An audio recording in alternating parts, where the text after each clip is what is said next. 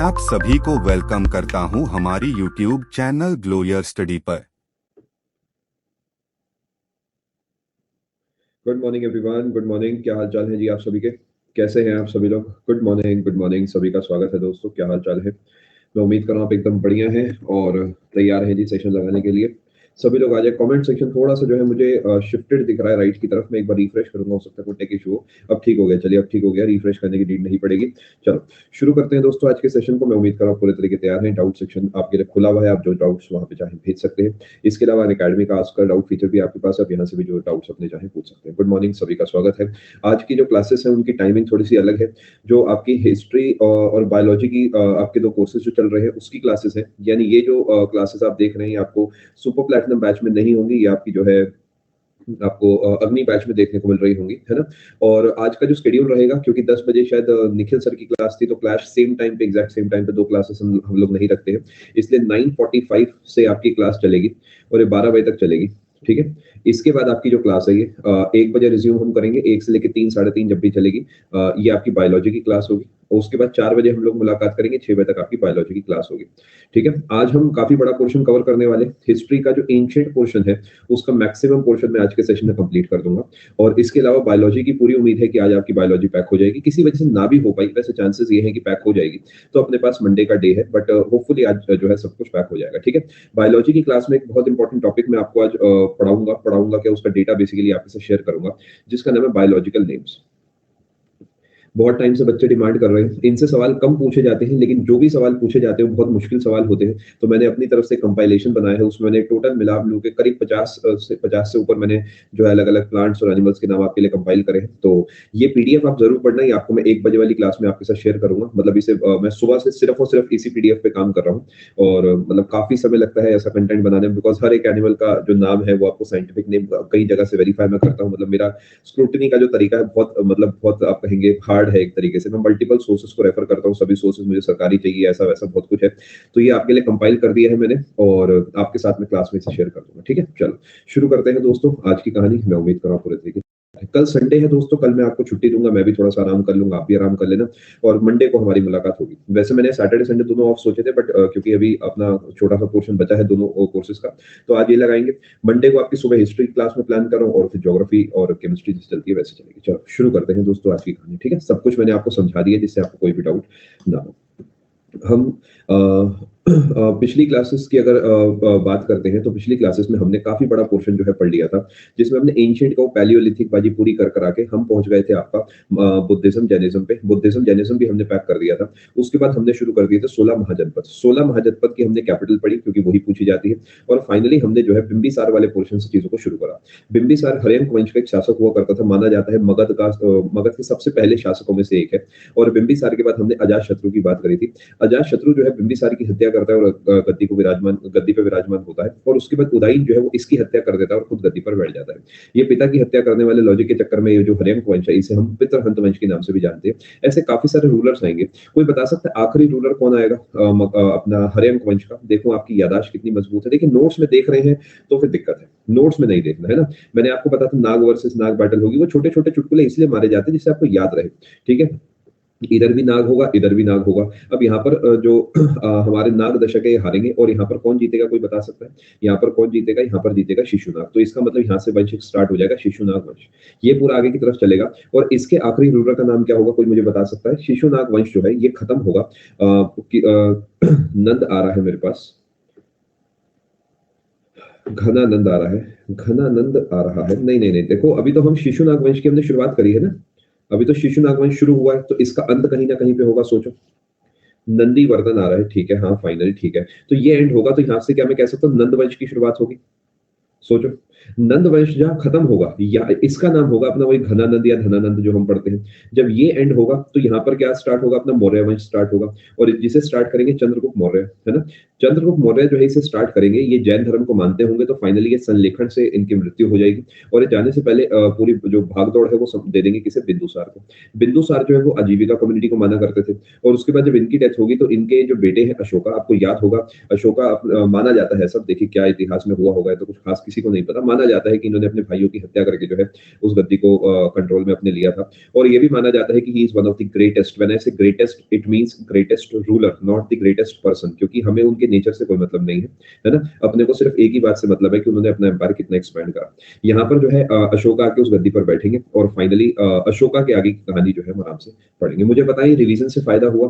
देखिए इससे ना पर्सपेक्टिव बन जाता है, जो छोटे-छोटे डॉट्स हैं वो कनेक्ट हो जाते हैं आपस में, है ना? तो मैंने आपका रिवीजन पूरा करा दिया है, जैसे हम मिडीवल में पढ़ते थे कुछ उसी टाइप से मैं आपको एंशिएंट भी पढ़ाने की कोशिश कर रहा हूँ। भले ही इसमें डेटा पहले से बहुत ही कम होता है बिकॉज़ ये एंशिएंट की बात हम कर रहे हैं। ठीक है? चलो आगे चलते हैं।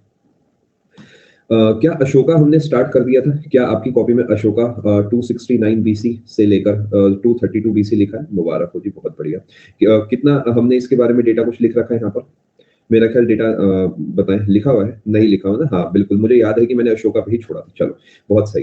आराम आराम से समझते हैं, बढ़िया से मजा आ जाएगा। ठीक है, देखो सबसे पहले अशोका से जुड़े कुछ इंपॉर्टेंट बातें आपको पता होनी चाहिए। ये वो इंसान है जो कि अपने जीवन में बुद्ध धर्म को मानता था और ये वो इंसान है जिसके समय में अभिनव पिटक जो है वो लिखा गया है। ये सब बातें मैं आपको बता चुका हूँ, सेम बात 100 बार नहीं करेंगे क्योंकि ये ऑलरेडी हो चुकी है। यानी अशोका जो इंसान है, यानी जो अशोक है, ये बुद्ध धर्म से जुड़े हैं, ये मतलब हम जो है समझ सकते हैं। ये बात मैं आपको बताना चाहूँगा, थोड़ा समझने की कोशिश करना कि ये बात कहीं नहीं लिखी गई है कि कौन क्या था, ये तो हमने बस अपनी तरफ से थोड़ा समझने की कोशिश करी है। जैसे कि एक इंस्क्रिप्शन है जिसका नाम है मास्की इंस्क्रिप्शन। अब हम गलती क्या करते हैं, हाथों हाथ सर से पूछते हैं कि सर ये कहाँ पर है, कैसा है, कितना बड़ा है, ये सब इंपॉर्टेंट नहीं है। पहले वो समझते हैं जो पेपर पूछता है ना। तो जल्दीबाजी वाले आंसर के लिए तो गूगल जिंदाबाद है, गूगल कर सकते हैं। पहले मुद्दे की बात समझ लेते हैं। मास्की इंस्क्रिप्शन जो है, यहाँ पर लिखा हुआ है कि ऐसा ऐसा एक शासक हुआ करता था जिसका नाम था अशोक वर्धन। तो पेपर पूछता है अशोक वर्धन जो है ये किसके लिए इस्तेमाल करा जाता है? ये अशोका के लिए करा जाता है। इससे इंपॉर्टेंट सवाल जो है वो दूसरा बनता है, वो है आपका गुर्जार या गुर्जरा इंस्क्रिप्शन जो है। यहाँ पर लिखा गया है कि एक ऐसा इंसान हुआ करता था जिसका नाम था देव नम प्रिया या पिया अशोका। ये है आपके पेपर का सवाल। पिछले 3 साल में 2 बार ये सवाल पूछा जा चुका है कि देवनम पिया या देवनम प्रिया जो है ये किस इंसान के लिए इस्तेमाल करा जाता है? ये करा जाता है अशोका के लिए। अब माना जाता है कि लोग इन्हें देवनम प्रिय कहते थे, लेकिन मुझे ऐसा लगता है कि हो सकता है कि इनके जो कुछ खास लोग होंगे, जो पावरफुल होंगे, उन्होंने ही ये नाम यूज करा होगा क्योंकि उन्हीं की बातें जो है लिखी गई होंगी। खैर वो जो भी हुआ, वो जैसा हुआ, वो तो इतना इंपॉर्टेंट नहीं है। ठीक है, अब यहाँ देवनम प्रिय, देवनम पिय, मैं सारे वैरायटी लिख देता हूँ आपके लिए। देवनम प्रियदर्शी, सब एक ही बातें है ना? तीनों की तीनों एक ही बातें हैं। तीनों में से कुछ भी दिखे तो आप अशोका की ही बात कर रहे हैं। गुड मॉर्निंग, सभी का स्वागत है। अब ये देवनम प्रियदर्शी का मतलब ये है कि जिस राजा में हमें भगवान दिखते हैं, ये लॉजिकल बात है। जिस राजा में हमें भगवान, सारे ही राजा ऐसे होते थे जो प्रजा के लिए भगवान स्वरूप होते थे, बिकॉज राजा चाहेगा तो आप जीवित रहेंगे, राजा चाहेगा तो आप खाना खाएंगे, राजा चाहेगा तो आप नहीं खाएंगे। तो जनरली राजा और देवता में कोई खास फर्क नहीं हुआ करता था पुराने जमाने में। चलो, मैं उम्मीद करता हूँ आप इस बात को समझ चुके हैं। चलो, ऐसे ही 10वीं कक्षा में एक चैप्टर हुआ करता था, राम लक्ष्मण परशुराम संवाद। उसके एंड में कुछ सवाल हुआ करते थे किताबों में, तो वहां पर पूछा जाता था कि फर्क क्या है? हम कहते हैं कि राम भी एक भगवान है, राम एक राजा थे, रावण भी एक राजा थे, तो दोनों में फर्क क्या है? तो उसकी एक्सप्लेनेशन वहां पे दी जाती है किताबों में कि जो कर्म होता है उसके हिसाब से हम जज करते हैं कि कौन क्या बनेगा, है ना? बाकी तो आप समझदार है कि कोई ऐसा कर्म कर जाता है जो देवतुल्य हो जाता है। तो यहाँ पर वही कहानी है कि ये अशोका का जो काम है, माना जाता है कि देवतुल्य हुआ करता होगा। ठीक है जी, मैं उम्मीद कर रहा हूँ बात समझ पा रहे हैं। आगे चलते हैं। अब ये ध्यान रखेंगे थोड़ा सा कि जो चाणक्य हुआ करते थे, चाणक्य जो है इनका ही दूसरा नाम आप जानते हैं क्या था? विष्णुगुप्त था। विष्णुगुप्त, है ना? अब माना जाता है कि ये मानने वाली बातें हैं, तो थोड़ा समझने की कोशिश करते हैं। इनके एक डिसाइपल हुआ करते थे, इनके एक शिष्य हुआ करते थे जिनका नाम था राधा गुप्त। अब ये राधा गुप्त जो है ना, ये जो है इन्होंने अशोका की मदद करी थी गद्दी को अटेन करने में। ये आपसे पूछा जा सकता है, थोड़ा सा मुश्किल सवाल रहेगा क्योंकि चाणक्य के शिष्य जो है वो इनके समय में रहेंगे। उपगुप्त अलग इंसान है, राधा गुप्त नाम के एक इंसान थे जिन्होंने अशोका की मदद करी थी इस गद्दी को गद्दी पर बैठने। वो याद है ना, अपने भाइयों को मार के ग्रह युद्ध करके गद्दी पर बैठे। तो उसमें जैसे कि चंद्रगुप्त मौर्य की मदद करी थी धनानंद या धनानंद को हराने के लिए कौटिल्य ने, इसी तरीके कौटिल्य के जो शिष्य है उन्होंने मदद करी थी अशोका की, यानी चंद्रगुप्त मौर्य के बेटे की। ठीक है, मैं उम्मीद कर रहा हूँ यहाँ तक आप बात समझ पाए। आगे चलते हैं। अब अशोका जो है थोड़ा समझने की कोशिश करते हैं। जो अशोका है इनकी कई शादियां हुई थी जिनमें 2 शादियों का मेनली जिक्र करा जाता है। इन्होंने शादी करी थी एक राजकुमारी थी महादेवी नाम की। ये उज्जैन की राजकुमारी। उज्जैन आप जानते हैं मध्य प्रदेश वाला इलाका है। देखिए पहले ऐसे ही हुआ करता होता था कि जिस राज्य से हम जुड़ते थे तो वहां से हमारा विवाह वाला संबंध हो जाता था। बनी आपको भी इसका आंसर बताता हूँ मैं। काफ़ी बार ये सवाल आता है, इनफैक्ट कई बच्चे जो हैं एकदम मतलब दिल पे भी लगा लेते हैं इस बात को, कई बच्चे आहत हो जाते हैं। मैं आपको समझाता हूँ। देखिए when I say great, I don't say great, I say a great ruler. मैं आपको समझाता हूँ। नहीं, बनी को नहीं कह रहा, इन जनरल कह रहा हूँ मैं, आपको नहीं कह रहा। आपने तो बिल्कुल लॉजिकल सवाल पूछा जो कि पूछना बनता भी है। देखिए व्हेन आई से ग्रेट, तो ग्रेट के आगे कुछ होना चाहिए। If I say a great politician, does this mean कि ये बहुत बढ़िया मैथमेटिशियन होंगे? नहीं। When I say a great footballer, क्या इसका ये मतलब है इन्हें बास्केटबॉल अच्छी आती होगी? नहीं। When I say a great mathematician, तो क्या इसका मतलब है इन्हें इतिहास के पन्ने पलटने आते होंगे? नहीं। When I say a great teacher, तो जरूरी है क्या कि इन्हें जो है बहुत अच्छे एक कोई ये फुटबॉलर होंगे? ऐसा तो नहीं। यानी जो ग्रेट शब्द है ये इनकम्प्लीट है। तो ग्रेट के आगे क्या लगा हुआ है तब पता लगेगा जी वो किस चीज में ग्रेट है। When I say a great ruler, this does not mean he is a great person. He may be, he may not B. वो हो भी सकते हैं, नहीं भी हो सकते। यानी कहानी ऐसी है जैसे मैं ग्रेट टीचर हूँ फॉर एग्जाम्पल, कहने वाली बात है, बस हूँ नहीं हूँ वो तो ऊपर वाला जाने। तो ये नहीं है कि मैं बहुत बढ़िया गिटार बजा सकता हूँ। समझ पा रहे हैं? When I say great ruler, तो इसका मतलब रूल बहुत बढ़िया करते थे। रूल कैसे करा जाता है जी? रूल करा जाता है एम्पायर को एक्सपेंड करके। यानी जिसमें इतना दिमाग है, जिसमें इतना दिमाग है, जो अपनी प्रजा को अपने साथ बांध के रखे, वो जीत गया। एग्जाम्पल के तौर पे अगर कोई ग्रेट पॉलिटिशियन है तो उसका एक ही प्रूफ है कि वो अपने राज्य का एमएलए, एमपी, सीएम या पीएम हो। अगर कोई पीएम बन सकता है तो कोई फर्क नहीं पड़ता कि उसका नेचर कैसा है, ही इज अ ग्रेट पॉलिटिशियन। वो प्रजा को संभालना जानता है। आई होप आप बात समझ चुके हैं ना। पीएम की जगह सीएम भी हो सकता है, पीएम की जगह एमएलए भी हो सकता है, पीएम आज का भी हो सकता है, पीएम आज से 50 साल पहले का भी हो सकता है, पीएम इंडिया का भी हो सकता है, किसी और देश का भी हो सकता है।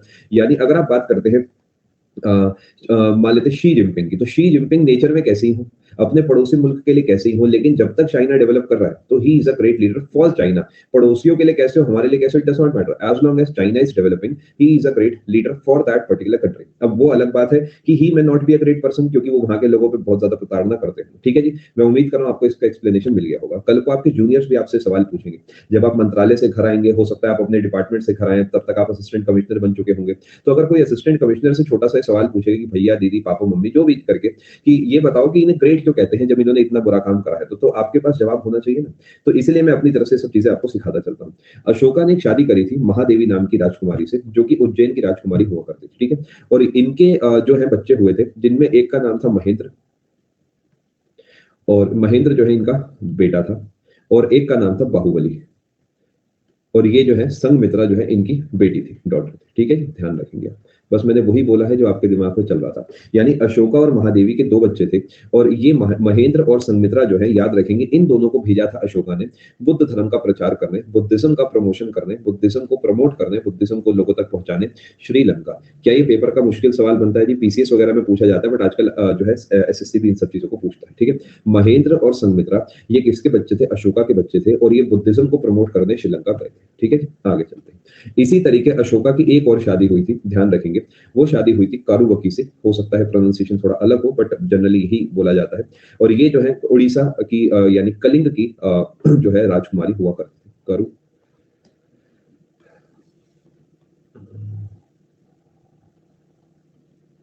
ये है कलिंग की राजकुमारी। ये आप ध्यान रखेंगे। ठीक है। अब होता क्या है, समझने की कोशिश करते हैं। इनका एक बच्चा होता है जिसका नाम होता है कुणाल। ये बनता है अशोका के बाद नेक्स्ट रूलर। जनरली अशोका के बाद के रूलर्स इतने इंपॉर्टेंट नहीं रहते पेपर के लिए, बट थोड़ा बहुत आपको पता होना चाहिए कि अशोका का जो बेटा कुणाल है, ये जो है बनता है क्या, अगला रूलर। ठीक है जी। कौरवकी भी कह सकते हैं, बिल्कुल कह सकते हैं बेटा। KARUVAKI जनरली बोला जाता है। ठीक है जी। अशोका में अशोका ने बहुत काम करे उड़ीसा में, बिल्कुल सही। ठीक है जी, यहाँ तक आप बात समझ पा रहे हैं।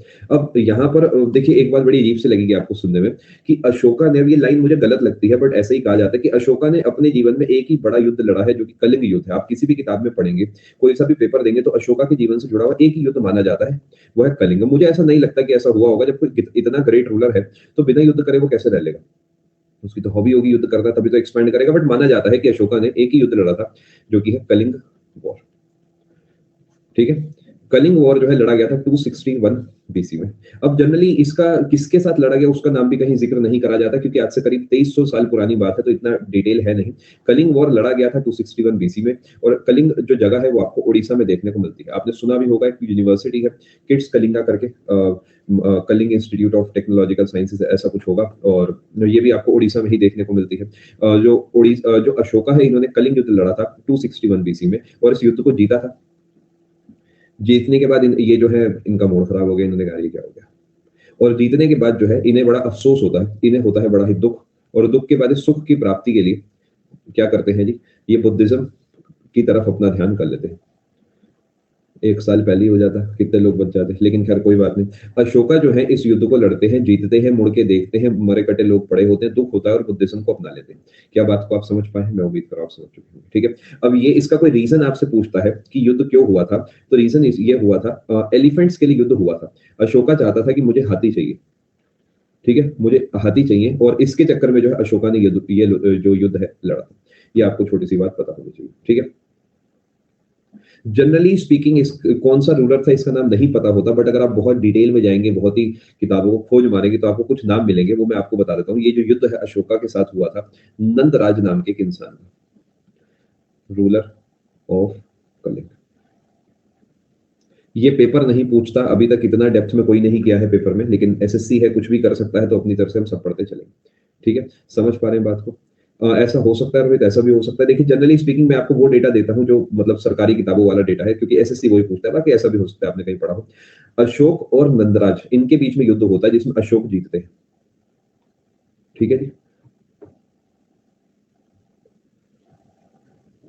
चलो, क्या यहां तक आप बात समझ पा रहे हैं? अब ये जो है, ये कहां से पता लगा मुझे कि नंदराज हुआ करता था, मैं आपको अगले पेज पे बताता हूं।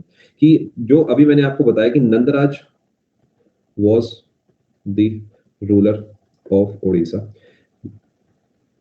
ये at the time of Kalinga war.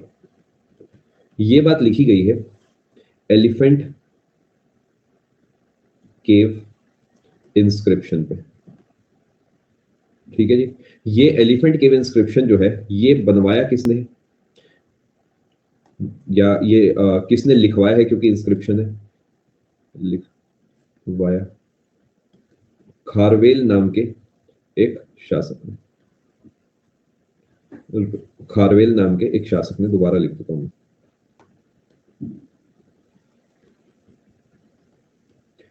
ये आप ध्यान रखें। और इनकी डायनेस्टी कोई आपसे पूछता है, ये है चेदी डायनेस्टी।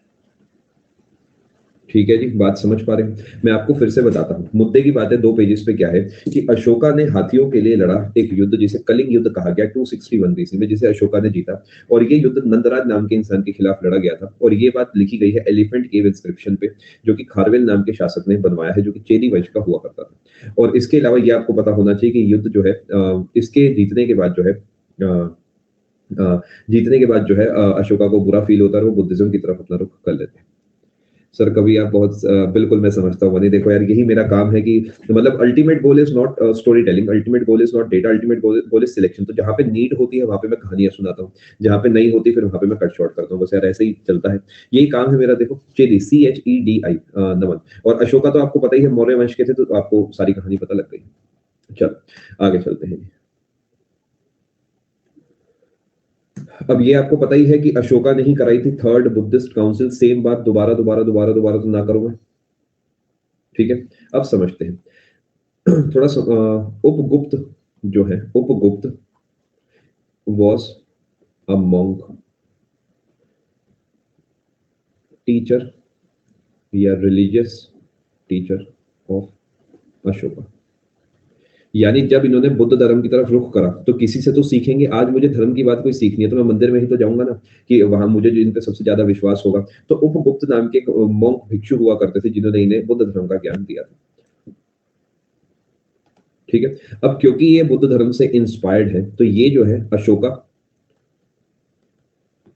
विजिटेड लुम्बिनी, लुम्बिनी जाते हैं और वहां जाते हैं and made Lumbini tax free. Reason आप समझ ही चुके हैं कि लुम्बिनी मेरे धर्म के एक सबसे महान इंसान से जुड़ी है, तो यहाँ पे कोई कर मैं नहीं लगाऊंगा जिससे वो लोग वो जो है पूरे तरीके खुश हो जाए। बहुत बढ़िया साहिल, सीखते चले। ठीक है, अब लुम्बिनी के बारे में आपको पता ही है, बर्थ प्लेस है, बार बार सेम बात नहीं बताऊंगा, सेम मतलब ऑब्वियस सी बात है ना। अब ये बात कहाँ लिखी गई है? रोमन दे इंस्क्रिप्शन पर ये बात लिखी गई है। ये जो इंस्क्रिप्शन वाले सवाल है, ये एसएससी की मुश्किल शिफ्ट या फिर पीसीएस के लिए सवाल है। अब पहली लाइन मेरे लिए ज्यादा इंपॉर्टेंट है कि एसएससी की मुश्किल शिफ्ट, अगर सिर्फ पीसीएस का होता, यूपीएससी का होता तो मैं ना पढ़ाता, बट क्योंकि एसएससी मुश्किल पेपर भी बनाता है जीके के, एसएससी के पेपर में 25-30 नंबर लाना जीके में बहुत बड़ी बात है, इसी की वजह से आपको सब चीजें पढ़ाई जाती है। ठीक है, क्या बात को आप समझ पाए? आगे चलते हैं। अब अगर आप यहाँ तक बात समझ चुके हैं तो ये अशोका है, तो छोटी मोटी बात नहीं करेंगे। अशोका ने ही बनवाया था एक शहर जिसका नाम है श्रीनगर। सुना है? आपको किस किस को ये बात पहले से पता थी? ये तो मतलब फेमस बात है, वैसे पता थी किसी को? बताएं एक बार। नहीं पता थी? चलो, पता थी, बहुत अच्छी बात है। अशोका ने ही बनवाया श्रीनगर। और श्रीनगर कौन सी नदी के किनारे है? झेलम रिवर के किनारे, ये आपको पता होना चाहिए। आगे चलते हैं।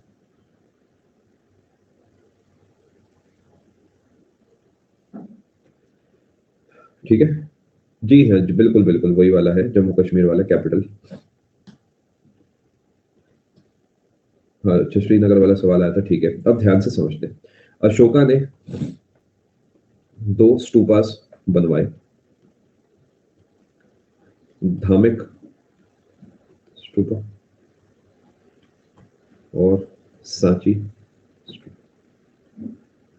जी हाँ, वो सोर्स है, यानी उस पे लिखी गई है शाश्वत ये बातें, क्योंकि पहले कोई किताबें तो ऐसे नहीं लिखता था हर चीज की, तो उस पे लिखी गई है ये बातें कि ऐसा ऐसा हुआ करता होगा। धार्मिक स्तूपा जो है कहाँ पर है जी? कोई बता सकते हैं? यूपी में। और ये जो है एमपी में है। ये तो सांची नाम की जगह पे ही है, ये सारनाथ में है। ठीक है बेटा, यही सब पूछेगा पेपर। आप कुछ भी पढ़ के जाते रहो, कोई फर्क नहीं पड़ता। एसएससी ओरिएंटेड डेटा यही है। आप कितना ही धार्मिक स्तूपा के बारे में जाकर 100 बातें पढ़ लो, लेकिन सबसे इंपॉर्टेंट सवाल यही बनेगा कि बताओ ये किसने बनवाया और कहां पर है। मैक्सिमम सवाल यही पूछे जाते हैं, तो इसे अच्छे से कवर करें आप। अब अशोका क्योंकि बुद्ध धर्म से जुड़े हैं, तो इसे इन्हें जो है एनिमल्स के प्रति भी जो है काफी ज्यादा एक लगाव रहा होगा, तो इन्होंने जो है माना जाता है एनिमल सेक्रीफाइस बैन करा दिया था पूरे तरीके, कि एनिमल सेक्रीफाइस नहीं होगा। बैंड।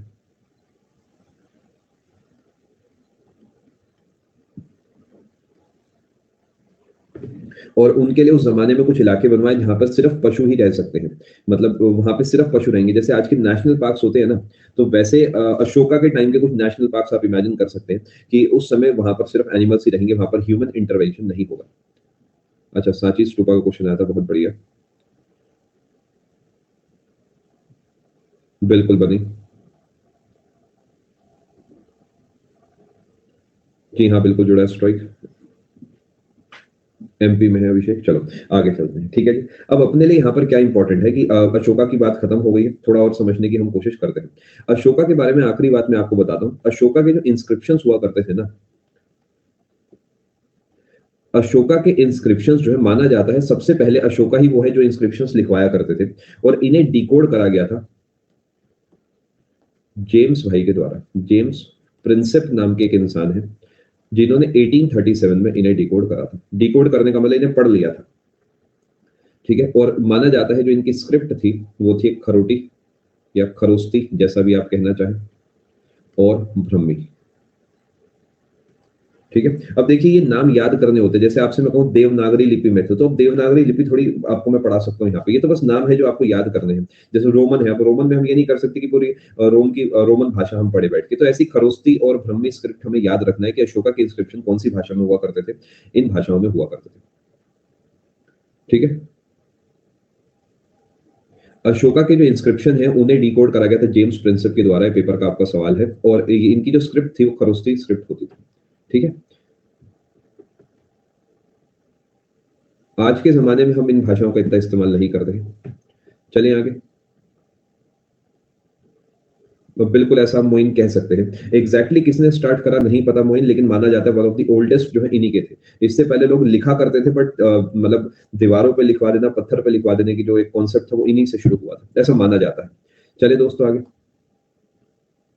ईयर्स कैसे याद कर सकते हैं? एक सीक्वेंस में पढ़ के शाश्वत, जैसे मैंने आपको आज आते ही रिवाइज कराया ना, इस तरीके आप सीक्वेंस में पढ़ सकते हैं। बाकी एंशिएंट ईयर्स कोई इतने इंपॉर्टेंट नहीं है, अभी तक जितना कुछ पढ़ा है उसमें एक ही ईयर पूछा जाता है, वो ये वाला है। बाकी कोई ईयर खास नहीं पूछा जाता। भाषा है सतोषी, जैसे हमारी देवनागरी होती है, इंग्लिश होती है, वैसे नहीं। देवनागरी और संस्कृत बेटा बहुत हद तक अलग है। देवनागरी तो वो है जिसका इस्तेमाल हम लोग करते हैं, संस्कृत का इस्तेमाल हम लोग इतना नहीं करते हैं। चलो, विक्रमादित्य का मतलब आपको आगे चल के बताया जाएगा, अभिषेक आप चिंता ना करें बेटा, पूरा एक टॉपिक है, मतलब जिंदगी में आप नहीं भूलोगे, इस तरीके आपको बताया जाएगा। अब अशोका के जीवन से, यानी अशोका या अशोक के जीवन से जुड़े हैं पूरे पूरे 7 अलग अलग पिलर्स। 7 पिलर्स जुड़े हैं इनके जीवन से, इनसे सवाल पूछे जाते हैं सीधे, ठीक है जी। जेम्स प्रिंसेप को ये लैंग्वेज ऐसे पहले से नहीं आती थी, तभी तो इनका नाम फेमस है। इन्होंने डिकोड करा कि अच्छा ऐसी कोई भाषा है। फॉर एग्जांपल आप रीजनिंग का सवाल डिकोड कर लेते ना कभी, कि अब्बा डब्बा का मतलब है आई हेट, और डब्बा चब्बा का मतलब है यू हेट। तो बताओ अब्बा डब्बा चब्बा का क्या मतलब है? तो आई हेट यू इसका मतलब हो जाएगा। ये तरीका होता है। तो ऐसे ही इन्होंने बैठ के उसे डिकोड करा, तभी तो फेमस है ना ये। तभी तो इनका नाम आज से उससे 100 साल बाद भी पढ़ा जा रहा है। ठीक है जी, अब आप समझ गए क्या मतलब है कहानी का। यानी अशोका जो है इनके 7 पिलर हुआ करते थे। आपको याद रखने की क्या बात है, कहां पर है, ये सबसे इंपॉर्टेंट है। जैसे आपसे पूछेगा टोपरा पिलर कहां पर है,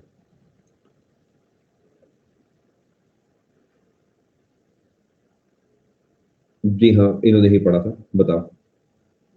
और टोपरा पिलर जो है ये एक जगह पड़ती है जिसे हम बोलते हैं टोपरा काला या कला विलेज है, और ये आपको देखने को मिलती है अंबाला में।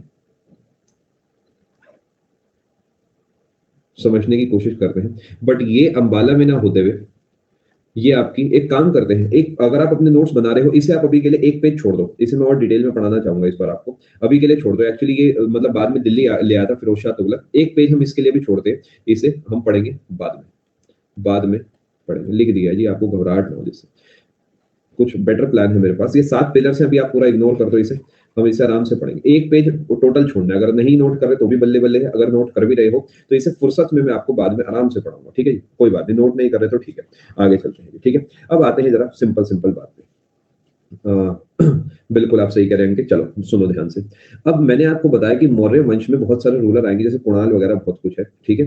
नोट कर रहे हैं तो बेटा एक पेज छोड़ दो, पूरा समझ गए ना, एक पन्ना छोड़ दो आप। अगर नहीं नोट करे तो जाने दो, मतलब चिल करो आप।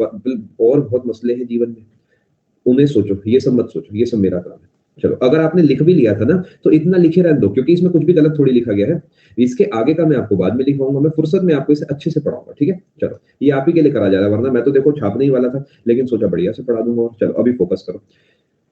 मौर्य वंश जो है, इसके आखिरी रूलर हुआ करते थे, लास्ट रूलर हुआ करते थे बृहद्रथ। कई सारे आए और आखिरी रूलर हुआ करते थे बृहद्रथ नाम के। समझने की कोशिश करते हैं, ये बृहद्रथ जो है इनके एक सेनापति हुआ करते थे। वही समझ गए ना, स्टोरी ऑफ हिज लाइफ, हर आखिरी रूलर की जिंदगी की स्टोरी, कि कोई अपना होगा जिसने जो है बस कर दिया होगा। सेनापति जो है इसका नाम था पुष्यमित्र शुंग।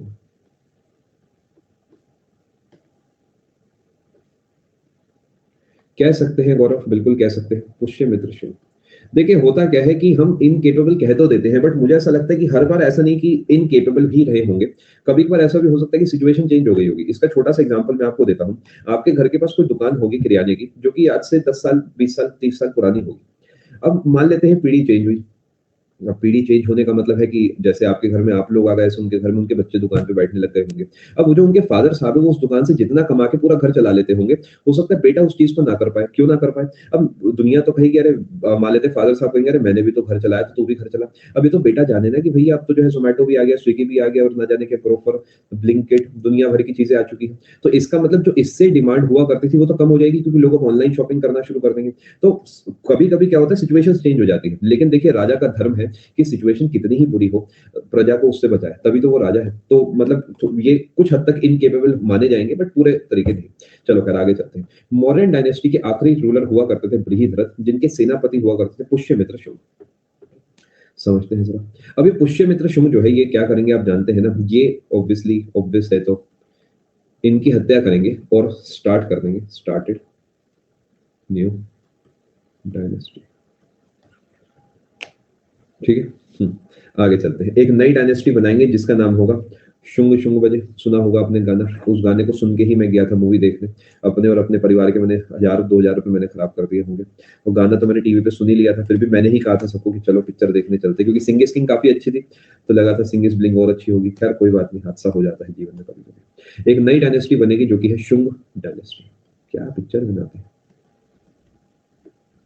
शुंग डायनेस्टी, ये आपकी शुंग डायनेस्टी जो है 185 बीसी से चलेगी और लमसम चलेगी 72 बीसी तक। आपको लगता है कि कोई फर्क पड़ता है कि अगर मैं यहाँ पे 70 बीसी लिख दूं, यहाँ पर 190 लिख दूं, 180 लिख दूं, 60 लिख दूं, कोई फर्क नहीं पड़ता। ये सिर्फ अंदाजे के लिए है कि आपको थोड़ा पर्सपेक्टिव मिल सके जीवन का। ठीक है, अब समझते हैं जी। अब ये शुंग डायनेस्टी के जो फाउंडर हैं उनका नाम है जी क्या? इनका नाम है पुष्यमित्र शुंग। पेपर का बहुत ही इंपॉर्टेंट सवाल है जी। और पुष्यमित्र शुंग जो है ना, ये जो थे ब्राह्मण हुआ करते थे। अब ये है एक अलग बात दुनिया की। यानी ब्राह्मण जनरली राज नहीं करा करते थे, बट यहाँ पे ब्राह्मण राजा बना है। डेट्स इंपॉर्टेंट नहीं है बेटा, जो होगी मैं आपको बता दूंगा। ये डेट जैसे इंपॉर्टेंट नहीं है, ये लिखा इसलिए जाता है जिससे कि आपको थोड़ा सा पर्सपेक्टिव मिल सके। लिख देता हूँ, कहीं पेट में दर्द हो जाए, सिर्फ पर्सपेक्टिव देने के लिए लिखा जाता है। ठीक है, अब ये ब्राह्मण हुआ करते थे, तो ये बड़ी कमाल की बात हुई। ब्राह्मण है, दिमाग से भी तेज है माना जाता है, और क्षत्रिय वाला जो जुनून है जीवन में वो भी इनके पास है। इस वजह से ये पुष्यमित्र शुंग जो है थोड़े फेमस हुए, और यहाँ से सवाल भी पूछे जाते हैं। अब देखिए कहानी क्या है, समझने की कोशिश करते हैं। ये एक ब्राह्मण हुआ करते थे, तो मैं कह सकता हूँ ये जो डायनेस्टी हमारी, दिस इज द फर्स्ट ब्राह्मण डायनेस्टी। क्योंकि अभी तक तो ब्राह्मण्स का कोई मतलब ही नहीं था। कभी कोई जैन है, कभी कोई बौद्ध है, कभी कोई आजीविका कम्युनिटी मान रहा है, कभी कुछ, है ना। समझते हैं जरा। समझते हैं जी, यहाँ तक मैं उम्मीद कर रहा हूँ बात समझ चुके हैं। समझने की कोशिश करते हैं। इन्होंने कैपिटल जो है शिफ्ट कर दी। याद होगा पाटलिपुत्र से अशोका का बहुत लगाव था, वहां से कैपिटल शिफ्ट करके पहुंचा दी विदिशा। विदिशा आज के जमाने का एमपी है, और पाटलिपुत्र आज के जमाने का बिहार है। कैपिटल शिफ्ट इन्होंने कर दी। छोटी छोटी बातें हैं, आपको पता होनी चाहिए। अब क्योंकि ये ब्राह्मण थे, तो क्या ये बुद्धिज्म को मानते होंगे? ब्राह्मण है तो ये हिंदू धर्म, सनातन धर्म को ज्यादा मानते होंगे। और ये जो पुष्यमित्र शुंग है, ये बिल्कुल भी पसंद नहीं करते थे बुद्धिज्म को, और इसलिए माना जाता है कि डिस्ट्रॉयर ऑफ बुद्धिज्म जो है वो है पुष्यमित्र शुंग। ये पेपर का जी सवाल है कि भारत में बुद्धिज्म को बहुत हद तक खत्म करने वाला वो कौन है जी? पुष्यमित्र शुंग है। क्योंकि ये बुद्धिज्म को नहीं मानते थे, तो इन्होंने जो है, माना जाता है कि ये गिनती मुझे ऐसा लगता है हो सकता है फिक्स ना हो, लेकिन 80 से 90 हजार जो स्टूपास है वो इन्होंने तोड़वाए थे, वो इन्होंने नष्ट करा दिए थे। तो बुद्धिज्म के बारे में बहुत कुछ ऐसा है जो हमें पता ही नहीं, क्योंकि ऐसे ही चलता है, देखो जीवन, क्या कर सकते हैं। तो बहुत कुछ जो है मतलब उस समय खत्म हुआ होगा बुद्धिज्म का। और खैर कोई बात नहीं, ये सब तो चलता रहता है। देखिए बहुत कुछ इतिहास में ऐसा है जो हमें नहीं पता। अब इतिहास को इतिहास में रखेंगे तो अच्छा रहेगा। ठीक है, अब समझते हैं जी, आगे चलते हैं। अब पुष्यमित्र शुंग के बारे में थोड़ी सी और बात कर लेते हैं। पुष्यमित्र जो है ऑर्गेनाइज्ड, समझने की कोशिश करते हैं। अश्व मेघ या मेघ यज्ञ, ये अश्वमेघ यज्ञ सबसे बड़े लेवल के यज्ञ होते हैं। मतलब यज्ञ आप समझते हैं ना, पूजा पाठ, क्योंकि ये ब्राह्मण है तो इन्हें पूरा ज्ञान होगा। और ये जो है किसने करे थे? By none other than Patanjali. जो पतंजलि वाले पतंजलि है, ये उन्होंने ही यज्ञ करे थे। यानी पतंजलि जो है वो कौन से शासक से जुड़े? जी हाँ, योगा वाले, ये इनसे ही जुड़े। नहीं, रामदेव वाले पतंजलि नहीं है, पतंजलि वाले रामदेव है, क्योंकि Patanjali is the source of everything. तो पतंजलि सोर्स माने जाएंगे बाकी सब चीजों को। ठीक है, तो ये जो पतंजलि है, यही वो है जिनके बारे में आप जानते हैं। यही वो है जिन्होंने संस्कृत पे बहुत सारा काम करा है। संस्कृत के साथ इन्होंने योग दिया है, दुनिया को योगा दिया। ध्यान रखेंगे आप। ठीक है, मैं उम्मीद कर रहा हूँ आप समझ पा रहे हैं। और इन्होंने एक ग्रंथ भी लिखा था, एक ग्रंथ या नॉवल बुक जो भी आप लिखी गई है इनके द्वारा, जिसका नाम है महाभाष्य। ये पेपर का सवाल बनता है कि महाभाष्य ग्रंथ किसने लिखा था। ठीक है, अश्व का मतलब हॉर्स होता है, बिल्कुल सही।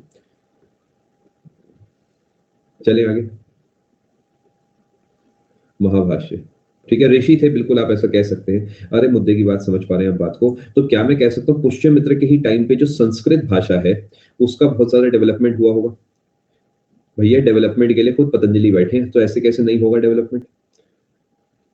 समझ पा रहे हैं बात को? इन्होंने संस्कृत की ग्रामर पे बहुत सारा काम करा। जैसे मैंने स्कूल में करा था सैतौते, त्वम युवाम यूयम अहम अवाम अयम। मैंने 9 काम करे थे अपने जीवन में और एक वो करा था बालक बालक बालक करके, 8वें नंबर पे होता था हे बालक। तो मैंने इतना काम करा था अपनी संस्कृत पे। तो ऐसे इन्होंने जो है संस्कृत ग्रामर दुनिया को दी थी, यानी इन्होंने बहुत सारा काम उस पे करा था। ठीक है, क्या यहाँ तक आप बात समझ पा रहे हैं? मतलब मैं ऐसे रट लेता था इन चीज़ों को जिसका कोई हिसाब नहीं। मतलब मैं बहुत बढ़िया से चीज़ों को याद कर सकता था। मतलब मुझे आज भी याद है कि जब संस्कृत छठी क्लास में, पता नहीं 8वीं क्लास में लगती है, तो मैंने उससे 1 या 2 साल पहले ही ये सब याद कर लिया था, क्योंकि मेरे घर में कुछ मेरे सीनियर्स थे, तो उनके सिलेबस में संस्कृत हुआ करती थी। तो मैंने 5वीं छठी के आस-पास ये सब याद कर लिया था, क्योंकि मुझे थोड़ा शौक था, तो मैं उनके साथ बैठता था, तो जब वो लोग याद करते थे, तो मैं भी याद कर लेता था, कुछ ऐसा चलता था। चलो, आगे चलते हैं। अच्छा, आपने संस्कृत ली थी, बहुत बढ़िया। पुष्यमित्र जो हैं, इनसे जुड़ी हमने कई सारी बातें यहाँ पर सीख ली। चलो, आगे चलते हैं। अब पुष्यमित्र शुंग ऑब्वियसली इनका एंड होगा और नेक्स्ट रूलर बनेगा कौन? अग्निमित्र। एक सेकंड रुकिए।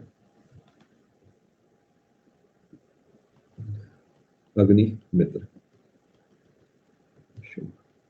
अब आप कहेंगे क्या बातें बता रहे हो? मैं जनरली अपने बारे में कभी इतनी बात नहीं करता, बट कभी-कभार होता है कि आपको भी पता होना चाहिए। मैं जब 2nd 3rd क्लास में हुआ करता था, तो एक बार मैप भरने को आया बचपन में स्कूल में, मतलब मुझे मम्मी जो है मेरी वो ये बात बताती है। उसमें हमें ऐसे आता था कि जैसे होता है ना कि मार्क करो जम्मू कश्मीर कहाँ पर है, तो उसमें कलर करना आता था। आपने बचपन में करा होगा कि जम्मू कश्मीर मार्क कर दो या यूपी मार्क कर दो। तो मैं इस तरीके पढ़ के गया था कि मैंने पूरा मैप मार्क कर दिया था। उस समय मेरा ख्याल है 28 राज्य हुआ करते थे। तो मैंने पूरे मैप को प्रॉपर कलर वगैरह करके, जैसे मैं आपको यहाँ पे क्लास में दिखाता हूँ, तो मुझे स्पेसिफिकली जो है प्रिंसिपल के पास ले जाया गया था। भई मतलब समझ गए ना यार, अब अपने बारे में क्या कहूँ? समझ गए ना? देख लो, समझ जाओ ज़रा। कुछ वही कहानी हो गई थी कि मुझे प्रिंसिपल के पास ले जाया गया था, भई देखो ये बालक जो है मेरी नौकरी के पीछे पड़ा हुआ है। चलो, नेक्स्ट रूलर जो है वो बने अग्निमित्र शुंग। ये कुछ खास इन्होंने ऐसा काम नहीं करा, बट इनके जीवन से जुड़ी कुछ बातें हमें ज़रूर पता होनी चाहिए। बहुत इंपॉर्टेंट है। वो है क्या? मालविका अग्निमित्रम। सुना होगा नाम ज़रूर अगर स्पेशल क्लास में आते हो या कोई सा भी मॉक वगैरह देते हो। मालविका अग्निमित्रम बहुत, बहुत, बहुत इंपॉर्टेंट है जी। बहुत ही ज़्यादा इंपॉर्टेंट है। इतना इंपॉर्टेंट है कि बस तुम समझ जाओ, इतना इंपॉर्टेंट है। ठीक है जी? अब मालविका अग्निमित्रम समझने की कोशिश करते हैं। ये मालविका, अगर आप ध्यान से देखते हैं, मालविका जी की कहानी है और अग्निमित्र की कहानी है। इनकी क्या है आपस में? लव स्टोरी है। और ये लिखी गई है किसके द्वारा? बाय नन अदर देन महाकवि कालिदास। बहुत इंपॉर्टेंट सवाल है ये, ध्यान रखेंगे, रट लेंगे इसे आप। तो ये यहाँ से कई सारे सवाल बनते हैं कि किसके समय की बात है ये अग्निमित्र शुंग वाली। ये किसके समय की बात है? मालविका अग्निमित्रम लिखा गया था, कालिदास ने लिखा था, अग्निमित्र शुंग के टाइम पे लिखा था। ठीक है जी? मजा आ रहा है आपको? सीखने को मिल रहा है? अब माना जाता है कि जो ये अग्निमित्र हैं, इनकी एक प्रेमिका हुआ करती थी और इनके जीवन की कहानी है। मतलब यही सब अच्छी-अच्छी बात है। चलो आगे चलते हैं। इनके जीवन के बारे में यही बात सबसे इम्पोर्टेंट है। आगे चलते हैं। अब ये, लेकिन हाँ, एक और चीज़ आपको पता होनी चाहिए। He did not destroy Buddhism. In fact he gave conservation. बस है इतना? मतलब मोहब्बत को बस कह रहे हैं ये ज़ालिम दुनिया। Gave conservation to Buddhism. मतलब उनका जीवन जो है इसमें पूरा निकल गया और ये कह रहे हैं बस इतना ही? हाँ, कमाल। Agnimitra Shunga gave conservation to Buddhism, ध्यान रखेंगे, एंड रेनोवेटेड सांची स्तूप। सांची स्तूपा जो अशोका ने बनवाया था, वो इन्होंने रेनोवेट करवाया। एक बच्चा कह रहा है तभी ये कुछ कर नहीं पाया। देख लो जरा, फिर भी तुम ऐसी हरकतें कर रहे हो, क्या सीखे तुम बालक? चलो फटाफट समझे इस पेज को, फिर आगे चलते हैं। इसकी स्टोरी तो नहीं सुनाऊंगा मैं आपको, क्योंकि काफी लंबी चौड़ी इसकी स्टोरी है, तो स्टोरी का डिस्कशन नहीं होगा। चलो आगे चलते हैं।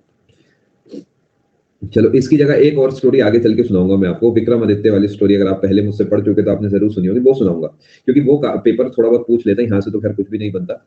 मतलब यही कहूंगा, ये इनकी एक दासी हुआ करती थी जो एक इनकी मतलब प्रेमिका भी थी। बाकी आगे चलते हैं जी, एसएससी ये सब नहीं पूछता। चलो समझते हैं सर। यहाँ तक हम बात समझ चुके हैं। अब फाइनली आगे चलते हैं। लास्ट रूलर, लास्ट का मतलब नेक्स्ट नहीं है, लास्ट की सीधा बात करेंगे हम, Shunga dynasty. Devabhuti.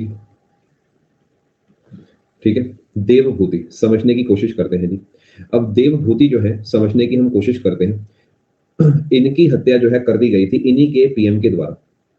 Killed by, Haryana में बारिश हो रही है, बहुत बढ़िया।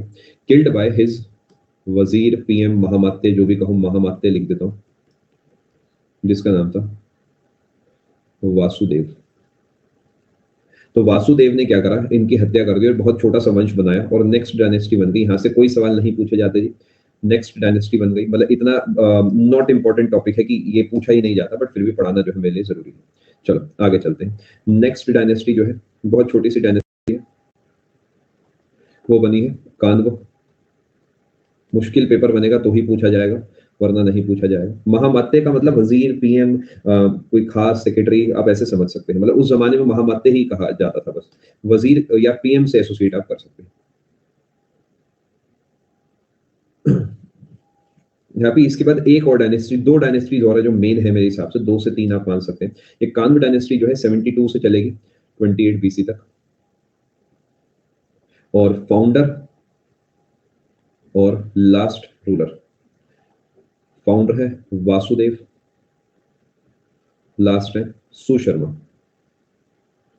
बस इतना ही मेरे हिसाब से आपको पता होना चाहिए, इसके अलावा यहाँ से कुछ खास नहीं पूछा जाता। ठीक है जी।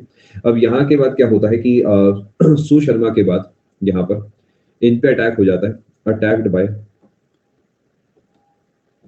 सातवाहन।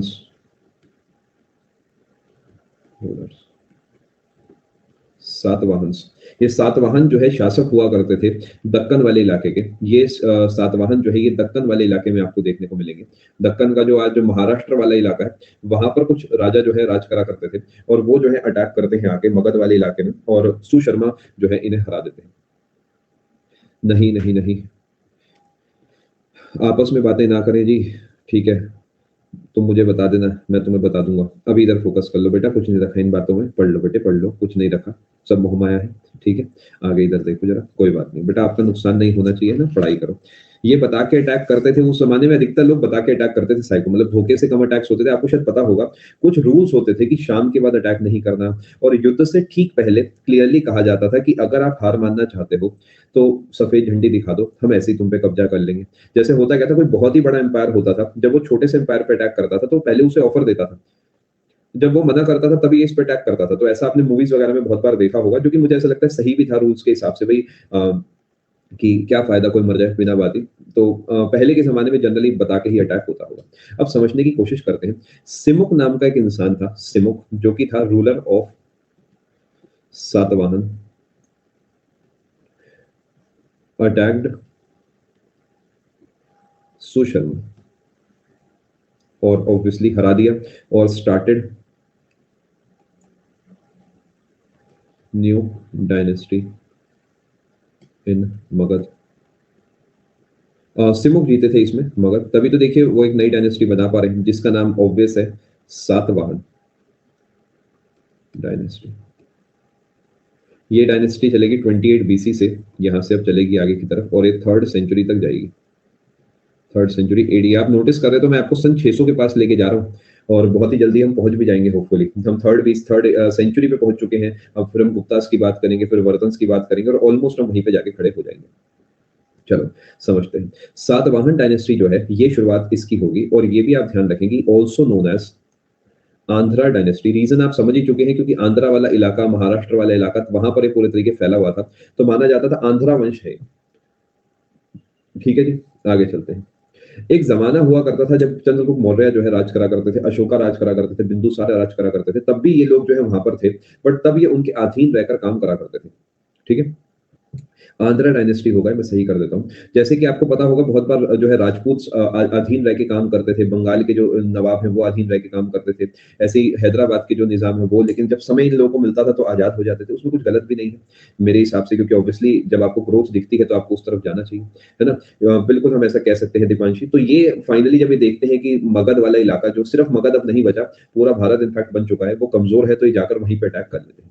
मैं उम्मीद कर रहा हूँ बात समझ पा रहे हैं। ठीक है, आगे चलते हैं जी। एक क्वेश्चन अविनीश, अगर आपको लगता है यहाँ पे पूछने के लायक है तो बिल्कुल पूछें। आगे चलते हैं। क्या पता हम उस टाइम को रूलर ही हो, बिल्कुल हो सकता है, बिल्कुल हो सकता है आप रूलर हो। चलें आगे। क्या पता, मैं तो कुछ भी मान लो, क्या जा रहा है, तुम ही हो अशोका, इसमें क्या दिक्कत की बात है, कॉन्फिडेंस के लिए क्या दिक्कत है, मान लो। सिमुक जो है ये सुशर्मा पे अटैक करा करते थे, इन्होंने अटैक करा और फाइनली एक नई डायनेस्टी बना दी। आगे चलते हैं। बट अगर अटैक्ड एंड किल्ड लिख देता हूँ, कहानी खत्म करते हैं। ठीक है, अब होता क्या है, आगे चलते हैं जी। कैपिटल शिफ्ट होगी फिर से, कहाँ थी जी कैपिटल, बताएं। याद करो, एमपी में विदिशा में थी, विदिशा, ये एमपी वाला जो इलाका था, इससे कैपिटल शिफ्ट हो जाएगी प्रतिष्ठान। ये महाराष्ट्र में हुआ करता था। कैपिटल शिफ्ट को इतना इंपॉर्टेंट नहीं है, बट फिर भी अपनी तरफ से हम पढ़ते चलते हैं, ठीक है। अब होता क्या है कि विदिशा से कैपिटल शिफ्ट हो चुकी है, और ये जो फाउंडर माने जाएंगे सिमुक माने जाएंगे। टोटल माना जाता है इसमें 25 से 30 रूलर हुआ करते थे। जी हाँ, क्योंकि पेपर ये पूछता है विनीश, और सबसे बड़ा एम्पायर भी यही था। फाउंडर जो है सिमुक है, और ये आपको पता होना चाहिए। कुछ रूलर्स के मैं आपको यहाँ नाम बता देता हूँ, जैसे कि एक रूलर यहाँ का जो है वो है सतकर्णी प्रथम। एक और रूलर का नाम आपको पता होना चाहिए, हाल, ठीक है जी। अब एक आपको पता होना चाहिए यहाँ पर गौतमी पुत्र सतकर्णी। हाँ, ये हाल लिखा है, आप इससे पहले टाइप करें सर क्या ये हाल है। जी हाँ, मैं बढ़िया हूँ, आप बताएं। ठीक है, अब आप पीछे नाम आ रहे हैं, आप फोकस करें स्क्रीन पर। सतकर्णी प्रथम, हल और गौतमी पुत्र सतकर्णी, ये कुछ नाम है, सम रूलर्स हैं, not all rulers, some famous rulers. ठीक है, आप समझ पा रहे हैं मैं आपको कैसे पढ़ा रहा हूँ। अब देखिए 28 शासक है, तो 28 तो बैठ के पढ़ेंगे नहीं, क्योंकि काम के नहीं है। तो अपने से तो सीधा पूछेगा हाल नाम का शासक कौन से वंश का था, या कौन था फाउंडर आंध्रा वंश का, या सिमुक कौन सी डायनेस्टी के थे। इस तरीके के सवाल पूछे जाते हैं, ठीक है। सतकर्णी, हाल, ये आपको पता होना चाहिए। अब आगे चलते हैं। अब हाल के बारे में आपको क्या पता होना चाहिए? हाल के बारे में आपको पता होना चाहिए, इन्होंने किताब लिखी थी, उसमें किताब का नाम था क्या हाल है।